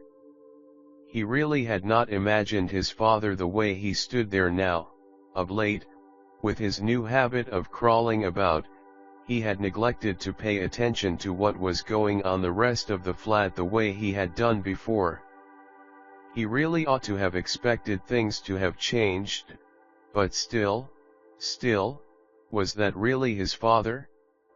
The same tired man as used to be laying there entombed in his bed when Gregor came back from his business trips, who would receive him sitting in the armchair in his nightgown when he came back in the evenings, who was hardly even able to stand up but, as a sign of his pleasure, would just raise his arms and who, on the couple of times a year when they went for a walk together on a Sunday or public holiday wrapped up tightly in his overcoat between Gregor and his mother, would always labor his way forward a little more slowly than them, who were already walking slowly for his sake, who would place his stick down carefully and, if he wanted to say something would invariably stop and gather his companions around him. He was standing up straight enough now, dressed in a smart blue uniform with gold buttons, the sort worn by the employees at the banking institute. Above the high, stiff collar of the coat his strong double chin emerged, under the bushy eyebrows, his piercing, dark eyes looked out fresh and alert, his normally unkempt white hair was combed down painfully close to his scalp. He took his cap, with its gold monogram from, probably, some bank, and threw it in an arc right across the room onto the sofa, put his hands in his trouser pockets, pushing back the bottom of his long uniform coat, and, with look of determination, walked towards Gregor. He probably did not even know himself what he had in mind, but nonetheless lifted his feet unusually high. Gregor was amazed at the enormous size of the solace of his boots, but wasted no time with that. He knew full well, right from the first day of his new life, that his father thought it necessary to always be extremely strict with him. And so he ran up to his father, stopped when his father stopped, scurried forwards again when he moved, even slightly. In this way they went round the room several times without anything decisive happening, without even giving the impression of a chase as everything went so slowly. Gregor remained all this time on the floor, largely because he feared his father might see it as especially provoking if he fled onto the wall or ceiling. Whatever he did, Gregor had to admit that he certainly would not be able to keep up this running about for long, as for each step his father took he had to carry out countless movements. He became noticeably short of breath. Even in his earlier life his lungs had not been very reliable. Now, as he lurched about in his efforts to muster all the strength he could for running, he could hardly keep his eyes open. His thoughts became too slow for him to think of any other way of saving himself than running. He almost forgot that the walls were there for him to use, although, here, they were concealed behind carefully carved furniture full of notches and protrusions. Then, right beside him, lightly tossed, something flew down and rolled in front of him. It was an apple. Then another one immediately flew at him.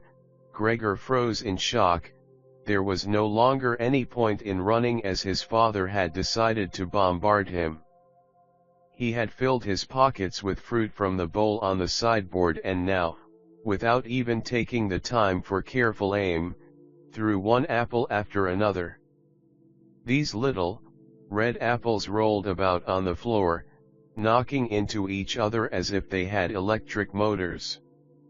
An apple thrown without much force glanced against Gregor's back and slid off without doing any harm. Another one, however, immediately following it, hit squarely and lodged in his back. Gregor wanted to drag himself away, as if he could remove the incredible pain by changing his position, but he felt as if nailed to the spot and spread himself out, all his senses in confusion. The last thing he saw was the door of his room being pulled open. His sister was screaming. His mother ran out in front of her in her blouse, as his sister had taken off some of her clothes after she had fainted to make it easier for her to breathe. She ran to his father, her skirts unfastened and sliding one after another to the ground. Stumbling over the skirts, she pushed herself to his father, her arms around him, uniting herself with him totally. Now Gregor lost his ability to see anything, her hands behind his father's head begging him to spare Gregor's life. Chapter 3.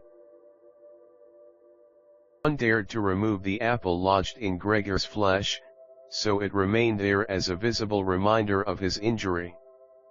He had suffered it there for more than a month, and his condition seemed serious enough to remind even his father that Gregor, despite his current sad and revolting form, was a family member who could not be treated as an enemy.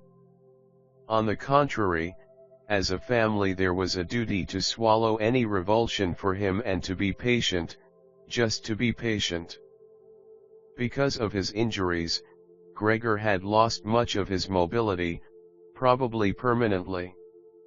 He had been reduced to the condition of an ancient invalid, and it took him long minutes to crawl across his room. Crawling over the ceiling was out of the question, but this deterioration in his condition was fully, in his opinion, made up for by the door to the living room being left open every evening. He got into the habit of closely watching it for 1 or 2 hours before it was opened, and then, lying in the darkness of his room where he could not be seen from the living room, he could watch the family in the light of the dinner table and listen to their conversation, with everyone's permission, in a way, and thus quite differently from before.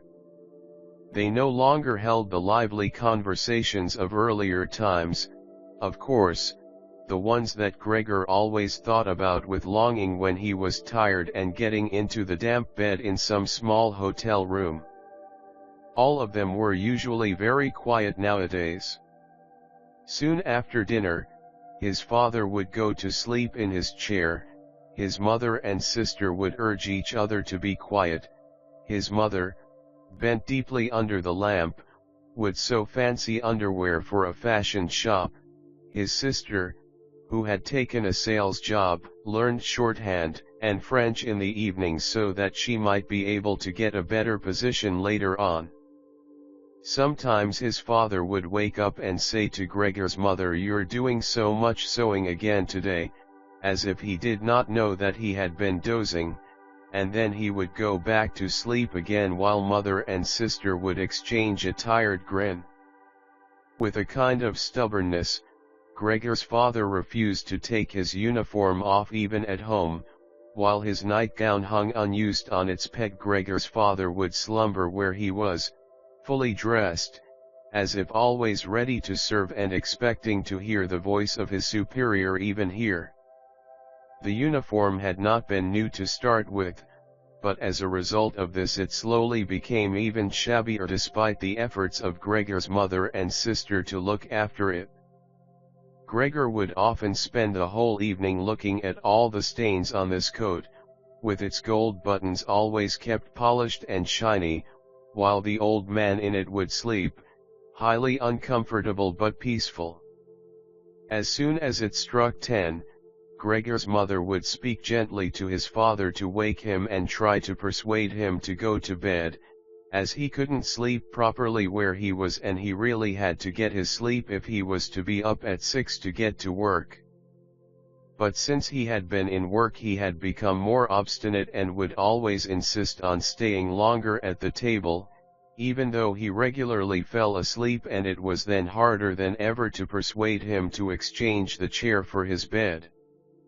Then, however much mother and sister would importune him with little reproaches and warnings, he would keep slowly shaking his head for a quarter of an hour with his eyes closed and refusing to get up. Gregor's mother would tug at his sleeve, whisper endearments into his ear. Gregor's sister would leave her work to help her mother, but nothing would have any effect on him. He would just sink deeper into his chair. Only when the two women took him under the arms he would abruptly open his eyes, look at them one after the other and say, "What a life! This is what peace I get in my old age." And supported by the two women he would lift himself up carefully as if he were carrying the greatest load himself, let the women take him to the door, send them off and carry on by himself, while Gregor's mother would throw down her needle and his sister her pen so that they could run after his father and continue being of help to him. Who, in this tired and overworked family, would have had time to give more attention to Gregor than was absolutely necessary. The household budget became even smaller, so now the maid was dismissed, an enormous, thick-boned charwoman with white hair that flapped around her head came every morning and evening to do the heaviest work. Everything else was looked after by Gregor's mother on top of the large amount of sewing work she did. Gregor even learned, listening to the evening conversation about what price they had hoped for, that several items of jewelry belonging to the family had been sold, even though both mother and sister had been very fond of wearing them at functions and celebrations. But the loudest complaint was that although the flat was much too big for their present circumstances, they could not move out of it. There was no imaginable way of transferring Gregor to the new address. He could see quite well, though, that there were more reasons than consideration for him that made it difficult for them to move. It would have been quite easy to transport him in any suitable crate with a few air holes in it. The main thing holding the family back from their decision to move was much more to do with their total despair, and the thought that they had been struck with a misfortune unlike anything experienced by anyone else they knew or were related to. They carried out absolutely everything that the world expects from poor people.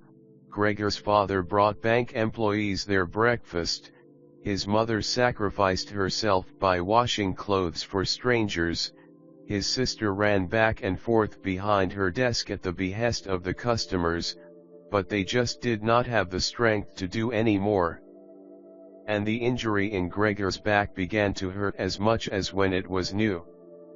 After they had come back from taking his father to bed, Gregor's mother and sister would now leave their work where it was and sit close together, cheek to cheek. His mother would point to Gregor's room and say, "Close that door, Greet," and then, when he was in the dark again, they would sit in the next room and their tears would mingle, or they would simply sit there staring dry-eyed at the table. Gregor hardly slept at all, either night or day. Sometimes he would think of taking over the family's affairs, just like before. The next time the door was opened, He had long forgotten about his boss and the chief clerk, but they would appear again in his thoughts, the salesman, and the apprentices, that stupid Thibaut, 2 or 3 friends from other businesses, one of the chambermaids from a provincial hotel, a tender memory that appeared and disappeared again, a cashier from a hat shop for whom his attention had been serious but too slow. All of them appeared to him, mixed together with strangers and others he had forgotten, but instead of helping him and his family they were all of them inaccessible, and he was glad when they disappeared. Other times he was not at all in the mood to look after his family, he was filled with simple rage about the lack of attention he was shown, and although he could think of nothing he would have wanted, he made plans of how he could get into the pantry where he could take all the things he was entitled to, even if he was not hungry. Gregor's sister no longer thought about how she could please him but would hurriedly push some food or other into his room with her foot before she rushed out to work in the morning and at midday, and in the evening she would sweep it away again with the broom, indifferent as to whether it had been eaten or more often than not had been left totally untouched. She still cleared up the room in the evening, but now she could not have been any quicker about it. Smears of dirt were left on the walls, here and there were little balls of dust and filth. At first, Gregor went into one of the worst of these places when his sister arrived as a reproach to her, but he could have stayed there for weeks without his sister doing anything about it. She could see the dirt as well as he could, but she had simply decided to leave him to it. At the same time she became touchy in a way that was quite new for her and which everyone in the family understood. Cleaning up Gregor's room was for her and her alone. Gregor's mother did once thoroughly clean his room, and needed to use several bucketfuls of water to do it, although that much dampness also made Gregor ill and he lay flat on the couch, bitter and immobile. But his mother was to be punished still more for what she had done, as hardly had his sister arrived home in the evening than she noticed the change in Gregor's room and, highly aggrieved, ran back into the living room where, despite her mother's raised and imploring hands, she broke into convulsive tears. Her father, of course, was startled out of his chair and the 2 parents looked on astonished and helpless. Then they, too, became agitated. Gregor's father, standing to the right of his mother, accused her of not leaving the cleaning of Gregor's room to his sister. From her left, Gregor's sister screamed at her that she was never to clean Gregor's room again, while his mother tried to draw his father, who was beside himself with anger, into the bedroom. His sister, quaking with tears, thumped on the table with her small fists, and Gregor hissed in anger that no one had even thought of closing the door to save him the sight of this and all its noise. Gregor's sister was exhausted from going out to work, and looking after Gregor as she had done before was even more work for her, but even so his mother ought certainly not to have taken her place. Gregor, on the other hand, ought not to be neglected. Now, though, the charwoman was here. This elderly widow, with a robust bone structure that made her able to withstand the hardest of things in her long life, wasn't really repelled by Gregor. Just by chance one day, rather than any real curiosity, she opened the door to Gregor's room and found herself face to face with him. He was taken totally by surprise. No one was chasing him, but he began to rush to and fro while she just stood there in amazement with her hands crossed in front of her. From then on she never failed to open the door slightly every evening and morning and look briefly in on him.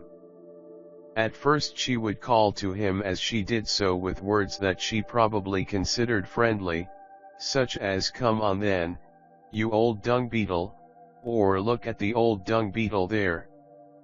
Gregor never responded to being spoken to in that way, but just remained where he was without moving, as if the door had never even been opened. If only they had told this charwoman to clean up his room every day instead of letting her disturb him for no reason whenever she felt like it. One day, early in the morning, while a heavy rain struck the window panes, perhaps indicating that spring was coming, she began to speak to him in that way once again. Gregor was so resentful of it that he started to move toward her. He was slow and infirm, but it was like a kind of attack. Instead of being afraid, the charwoman just lifted up one of the chairs from near the door and stood there with her mouth open, clearly intending not to close her mouth until the chair in her hand had been slammed down into Gregor's back. "Aren't you coming any closer, then?" she asked when Gregor turned round again, and she calmly put the chair back in the corner. Gregor had almost entirely stopped eating. Only if he happened to find himself next to the food that had been prepared for him, he might take some of it into his mouth to play with it, leave it there a few hours, and then, more often than not, spit it out again.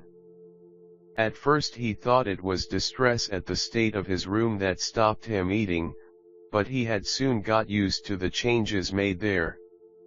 They had got into the habit of putting things into this room that they had no room for anywhere else, and there were now many such things, as one of the rooms in the flat had been rented out to 3 gentlemen.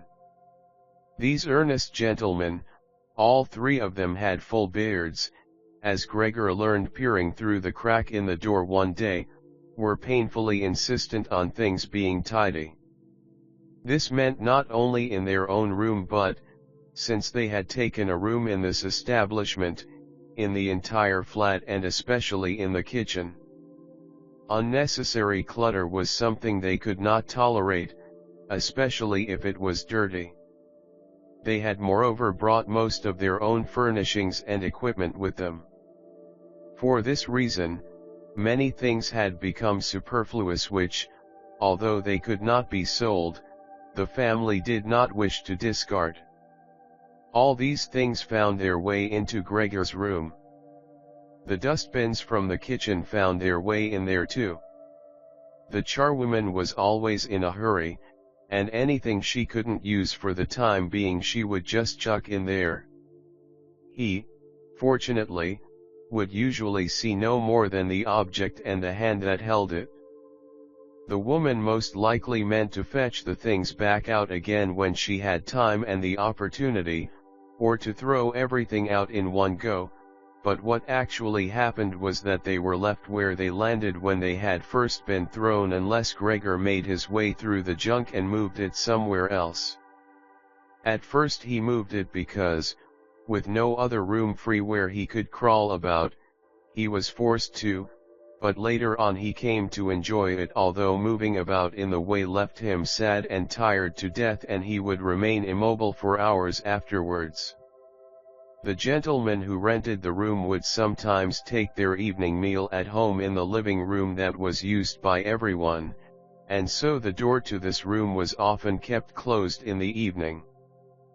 But Gregor found it easy to give up having the door open. He had, after all, often failed to make use of it when it was open and, without the family having noticed it, lain in his room in its darkest corner. One time, though, the charwoman left the door to the living room slightly open, and it remained open when the gentleman who rented the room came in the evening and the light was put on. They sat up at the table where, formerly, Gregor had taken his meals with his father and mother. They unfolded the serviettes and picked up their knives and forks.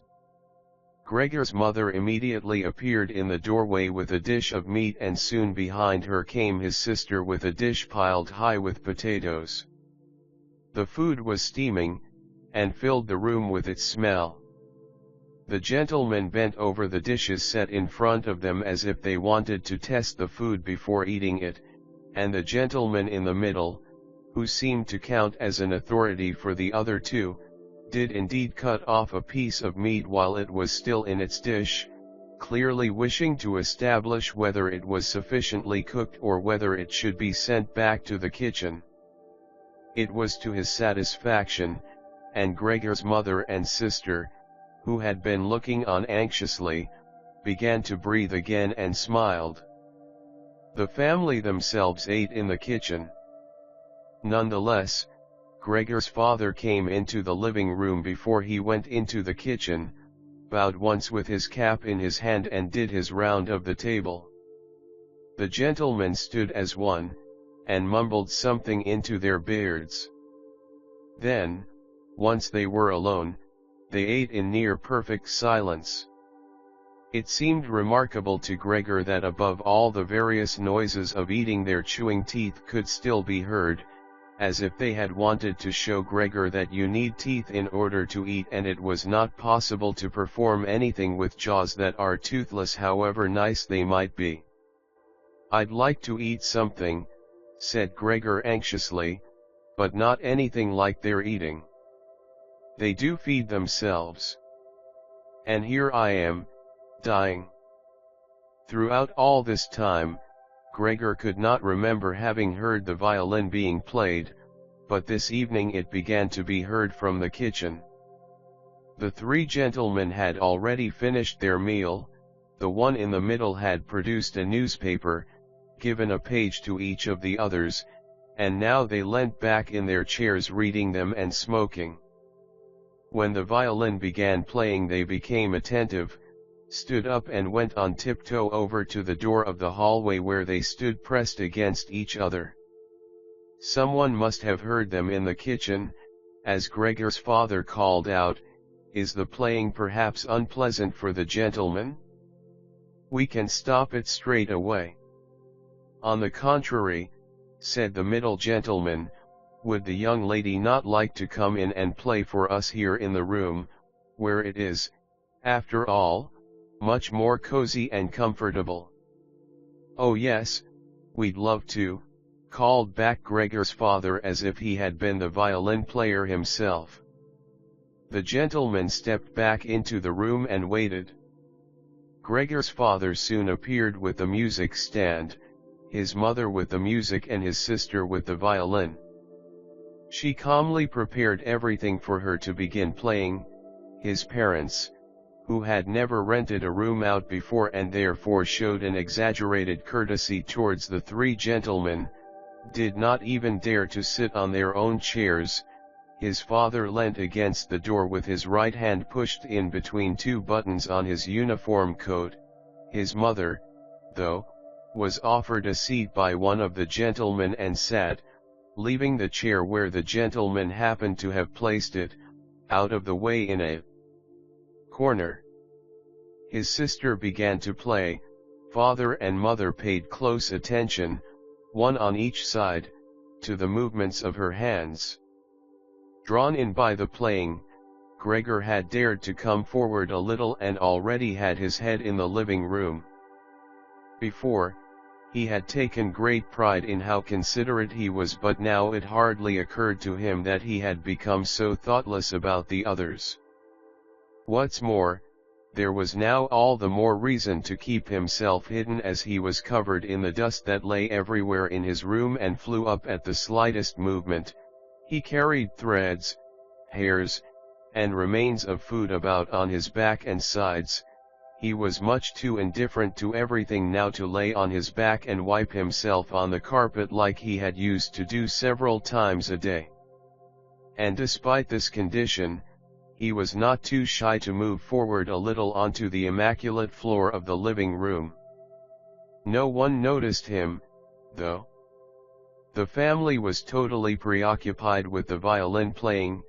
At first, the three gentlemen had put their hands in their pockets and come up far too close behind the music stand to look at all the notes being played, and they must have disturbed Gregor's sister, but soon, in contrast with the family, they withdrew back to the window with their heads sunk and talking to each other at half volume, and they stayed by the window while Gregor's father observed them anxiously. It really now seemed very obvious that they had expected to hear some beautiful or entertaining violin playing but had been disappointed, that they had had enough of the whole performance, and it was only now out of politeness that they allowed their peace to be disturbed. It was especially unnerving, the way they all blew the smoke from their cigarettes upwards from their mouth and noses. Yet Gregor's sister was playing so beautifully. Her face was leant to one side, following the lines of music with a careful and melancholy expression. Gregor crawled a little further forward, keeping his head close to the ground so that he could meet her eyes if the chance came. Was he an animal if music could captivate him so? It seemed to him that he was being shown the way to the unknown nourishment he had been yearning for. He was determined to make his way forward to his sister and tug at her skirt to show her she might come into his room with her violin, as no one appreciated her playing here as much as he would. He never wanted to let her out of his room, not while he lived. Anyway, his shocking appearance should, for once, be of some use to him. He wanted to be at every door of his room at once to hiss and spit at the attackers. His sister should not be forced to stay with him, though, but stay of her own free will. She would sit beside him on the couch with her ear bent down to him while he told her how he had always intended to send her to the conservatory, how he would have told everyone about it. Last Christmas, had Christmas really come and gone already? If this misfortune hadn't got in the way, and refused to let anyone dissuade him from it. On hearing all this, his sister would break out in tears of emotion, and Gregor would climb up to her shoulder and kiss her neck, which, since she had been going out to work, she had kept free without any necklace or collar. "Mr. Samsa," shouted the middle gentleman to Gregor's father, pointing, without wasting any more words, with his forefinger at Gregor as he slowly moved forward. The violin went silent. The middle of the three gentlemen first smiled at his two friends, shaking his head, and then looked back at Gregor. His father seemed to think it more important to calm the three gentlemen before driving Gregor out, even though they were not at all upset and seemed to think Gregor was more entertaining than the violin playing had been. He rushed up to them with his arms spread out and attempted to drive them back into their room at the same time as trying to block their view of Gregor with his body. Now they did become a little annoyed, and it was not clear whether it was his father's behavior that annoyed them or the dawning realization that they had had a neighbor like Gregor in the next room without knowing it. They asked Gregor's father for explanations, raised their arms like he had, tugged excitedly at their beards and moved back towards their room only very slowly. Meanwhile Gregor's sister had overcome the despair she had fallen into when her playing was suddenly interrupted. She had let her hands drop and let violin and bow hang limply for a while but continued to look at the music as if still playing, but then she suddenly pulled herself together, lay the instrument on her mother's lap who still sat laboriously struggling for breath where she was, and ran into the next room which, under pressure from her father, the three gentlemen were more quickly moving toward. Under his sister's experienced hand, the pillows and covers on the beds flew up and were put into order, and she had already finished making the beds and slipped out again before the three gentlemen had reached the room. Gregor's father seemed so obsessed with what he was doing that he forgot all the respect he owed to his tenants. He urged them and pressed them until, when he was already at the door of the room, the middle of the three gentlemen shouted like thunder and stamped his foot and thereby brought Gregor's father to a halt. "I declare here and now," he said, raising his hand and glancing at Gregor's mother and sister to gain their attention too, that with regard to the repugnant conditions that prevail in this flat and with this family here, he looked briefly but decisively at the floor, I give immediate notice on my room. For the days that I have been living here I will, of course, pay nothing at all. On the contrary, I will consider whether to proceed with some kind of action for damages from you, and believe me, it would be very easy to set out the grounds for such an action. He was silent and looked straight ahead as if waiting for something. And indeed, his two friends joined in with the words, and we also give immediate notice. With that, he took hold of the door handle and slammed the door. Gregor's father staggered back to his seat, feeling his way with his hands, and fell into it. It looked as if he was stretching himself out for his usual evening nap, but from the uncontrolled way his head kept nodding it could be seen that he was not sleeping at all. Throughout all this, Gregor had lain still where the three gentlemen had first seen him. His disappointment at the failure of his plan, and perhaps also because he was weak from hunger, made it impossible for him to move. He was sure that everyone would turn on him any moment, and he waited. He was not even startled out of the state when the violin on his mother's lap fell from her trembling fingers and landed loudly on the floor. "Father, mother," said his sister, hitting the table with her hand as introduction, "we can't carry on like this. Maybe you can't see it, but I can. I don't want to call this monster my brother. All I can say is, we have to try and get rid of it. We've done all that's humanly possible to look after it and be patient. I don't think anyone could accuse us of doing anything wrong." "She's absolutely right," said Gregor's father to himself. His mother, who still had not had time to catch her breath, began to cough dully, her hand held out in front of her and a deranged expression in her eyes. Gregor's sister rushed to his mother and put her hand on her forehead. Her words seemed to give Gregor's father some more definite ideas. He sat upright, played with his uniform cap between the plates left by the three gentlemen after their meal, and occasionally looked down at Gregor as he lay there immobile.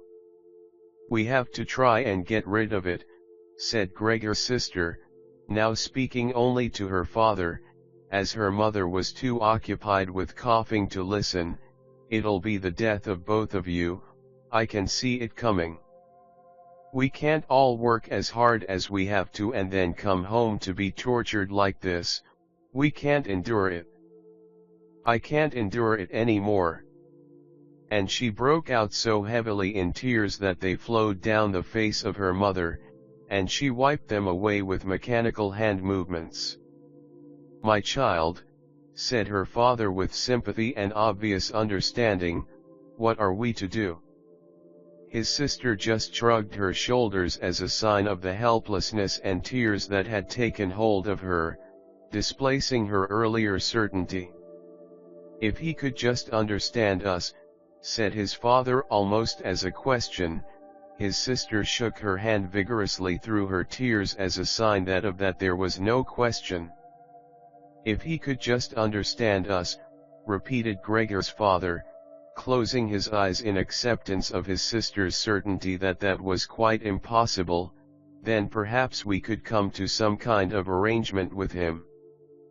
But as it is, it's got to go," shouted his sister. "That's the only way, father. You've got to get rid of the idea that that's Gregor. We've only harmed ourselves by believing it for so long. How can that be Gregor? If it were Gregor, he would have seen long ago that it's not possible for human beings to live with an animal like that, and he would have gone of his own free will. We wouldn't have a brother anymore, then, but we could carry on with our lives and remember him with respect. As it is, this animal is persecuting us, it's driven out our tenants, it obviously wants to take over the whole flat and force us to sleep on the streets. Father, look, just look, she suddenly screamed, he's starting again. In her alarm, which was totally beyond Gregor's comprehension, his sister even abandoned his mother as she pushed herself vigorously out of her chair as if more willing to sacrifice her own mother than stay anywhere near Gregor. She rushed over to behind her father, who had become excited merely because she was, and stood up, half raising his hands in front of Gregor's sister as if to protect her. But Gregor had had no intention of frightening anyone, least of all his sister. All he had done was begin to turn round so that he could go back into his room, although that was in itself quite startling, as his pain-racked condition meant that turning round required a great deal of effort, and he was using his head to help himself do it, repeatedly raising it and striking it against the floor. He stopped and looked round.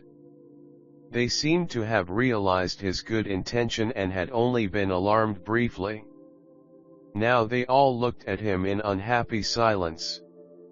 His mother lay in her chair with her legs stretched out and pressed against each other, her eyes nearly closed with exhaustion.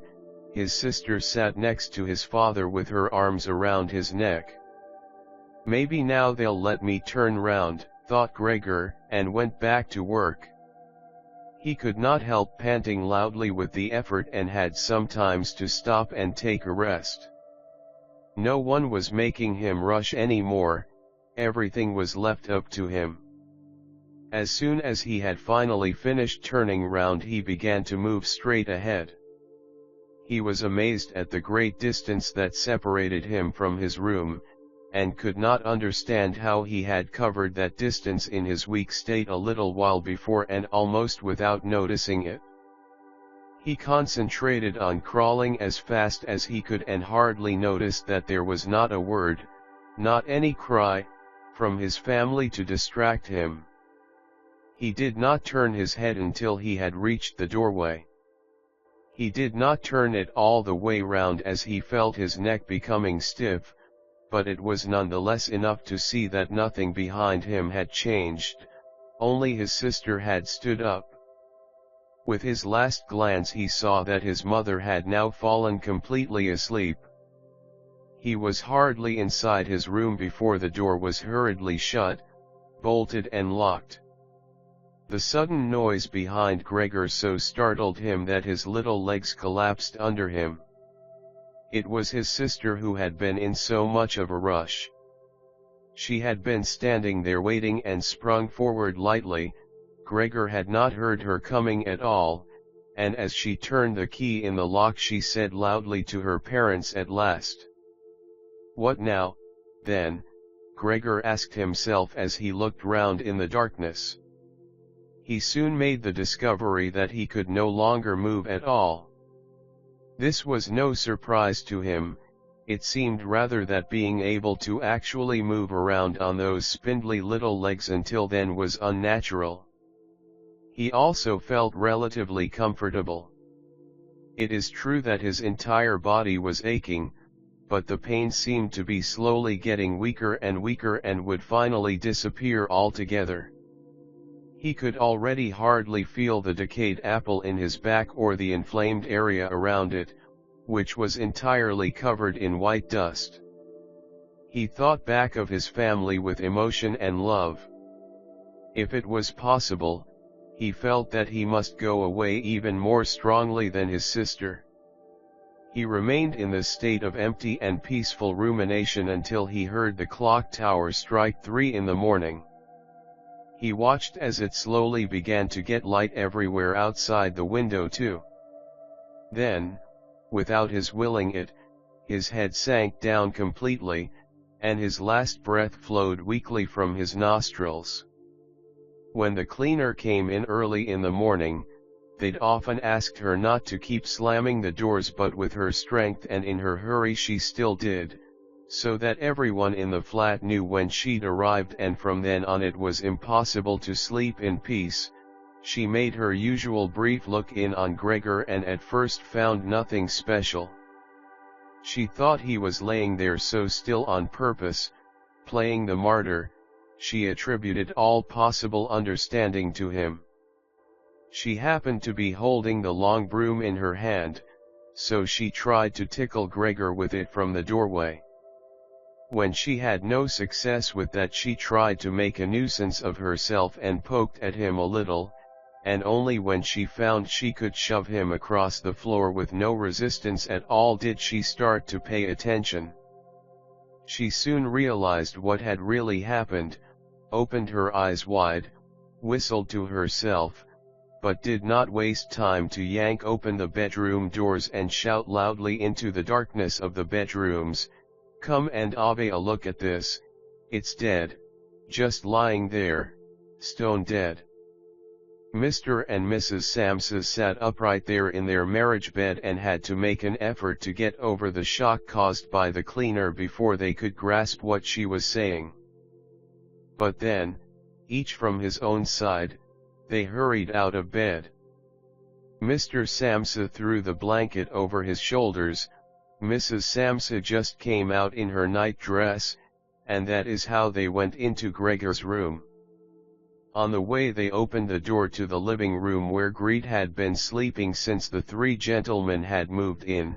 She was fully dressed as if she had never been asleep, and the paleness of her face seemed to confirm this. "Dead?" asked Mrs. Samsa, looking at the charwoman inquiringly, even though she could have checked for herself and could have known it even without checking. "That's what I said," replied the cleaner, and to prove it she gave Gregor's body another shove with the broom, sending it sideways across the floor. Mrs. Samsa made a movement as if she wanted to hold back the broom, but did not complete it. "Now then," said Mr. Samsa, "let's give thanks to God for that." He crossed himself, and the three women followed his example. Greet, who had not taken her eyes from the corpse, said, "Just look how thin he was. He didn't eat anything for so long. The food came out again just the same as when it went in." Gregor's body was indeed completely dried up and flat. They had not seen it until then, but now he was not lifted up on his little legs, nor did he do anything to make them look away. "Greet, come with us in here for a little while," said Mrs. Samsa with a pained smile, and Greet followed her parents into the bedroom but not without looking back at the body. The cleaner shut the door and opened the window wide. Although it was still early in the morning, the fresh air had something of warmth mixed in with it. It was already the end of March, after all. The three gentlemen stepped out of their room and looked round in amazement for their breakfasts. They had been forgotten about. "Where is our breakfast?" the middle gentleman asked the cleaner irritably. She just put her finger on her lips and made a quick and silent sign to the men that they might like to come into Gregor's room. They did so, and stood around Gregor's corpse with their hands in the pockets of their well-worn coats. It was now quite light in the room. Then the door of the bedroom opened and Mr. Samsa appeared in his uniform with his wife on one arm and his daughter on the other. All of them had been crying a little. Greet now and then pressed her face against her father's arm. "Leave my home now," said Mr. Samsa, indicating the door and without letting the women from him. "What do you mean?" asked the middle of the three gentlemen somewhat disconcerted, and he smiled sweetly. The other two held their hands behind their backs and continually rubbed them together in gleeful anticipation of a loud quarrel which could only end in their favor. "I mean just what I said," answered Mr. Samsa, and, with his two companions, went in a straight line towards the man. At first, he stood there still, looking at the ground as if the contents of his head were rearranging themselves into new positions. "All right, we'll go then," he said, and looked up at Mr. Samsa as if he had been suddenly overcome with humility and wanted permission again from Mr. Samsa for his decision. Mr. Samsa merely opened his eyes wide and briefly nodded to him several times. At that, and without delay, the man actually did take long strides into the front hallway. His two friends had stopped rubbing their hands some time before and had been listening to what was being said. Now they jumped off after their friend as if taken with a sudden fear that Mr. Samsa might go into the hallway in front of them and break the connection with their leader. Once there, all three took their hats from the stand, took their sticks from the holder, bowed without a word and left the premises. Mr. Samsa and the two women followed them out onto the landing, but they had had no reason to mistrust the men's intentions, and as they leaned over the landing they saw how the three gentlemen made slow but steady progress down the many steps. As they turned the corner on each floor they disappeared and would reappear a few moments later. The further down they went, the more that the Samsa family lost interest in them, when a butcher's boy, proud of posture with his tray on his head, passed them on his way up and came nearer than they were. Mr. Samsa and the women came away from the landing and went, as if relieved, back into the flat. They decided the best way to make use of that day was for relaxation and to go for a walk. Not only had they earned a break from work but they were in serious need of it.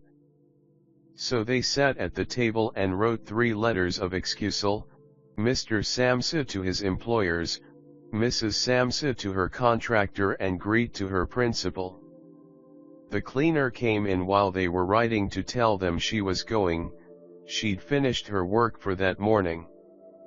The 3 of them at first just nodded without looking up from what they were writing, and it was only when the cleaner still did not seem to want to leave that they looked up in irritation.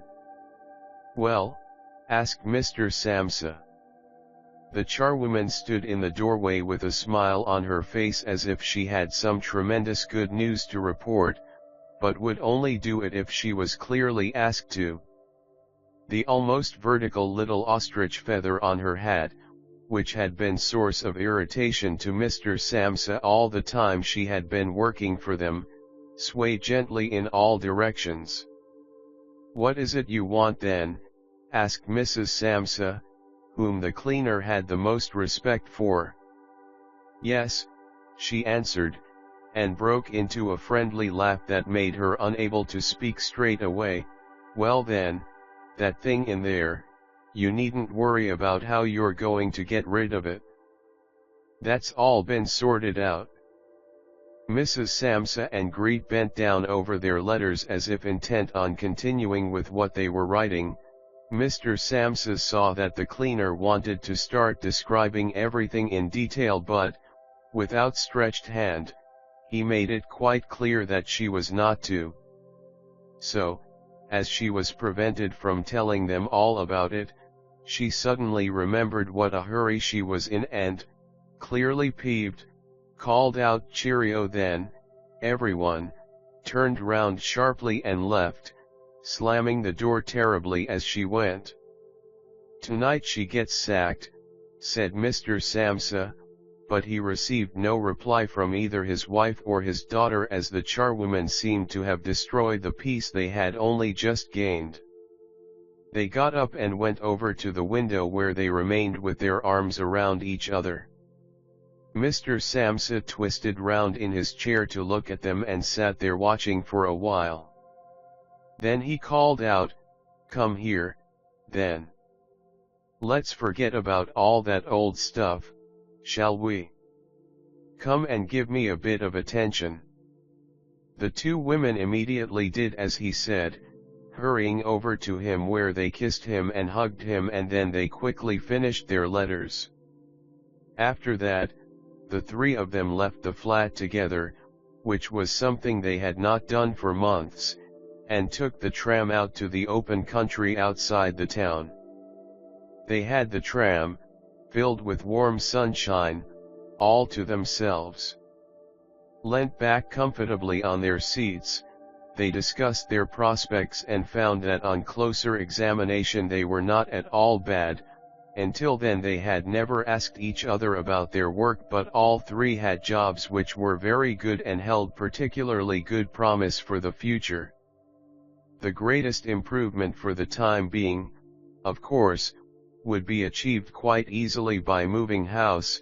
What they needed now was a flat that was smaller and cheaper than the current one which had been chosen by Gregor, one that was in a better location and, most of all, more practical. All the time, Greet was becoming livelier. With all the worry they had been having of late, her cheeks had become pale, but, while they were talking, Mr. and Mrs. Samsa were struck, almost simultaneously, with the thought of how their daughter was blossoming into a well-built and beautiful young lady. They became quieter. Just from each other's glance and almost without knowing it, they agreed that it would soon be time to find a good man for her.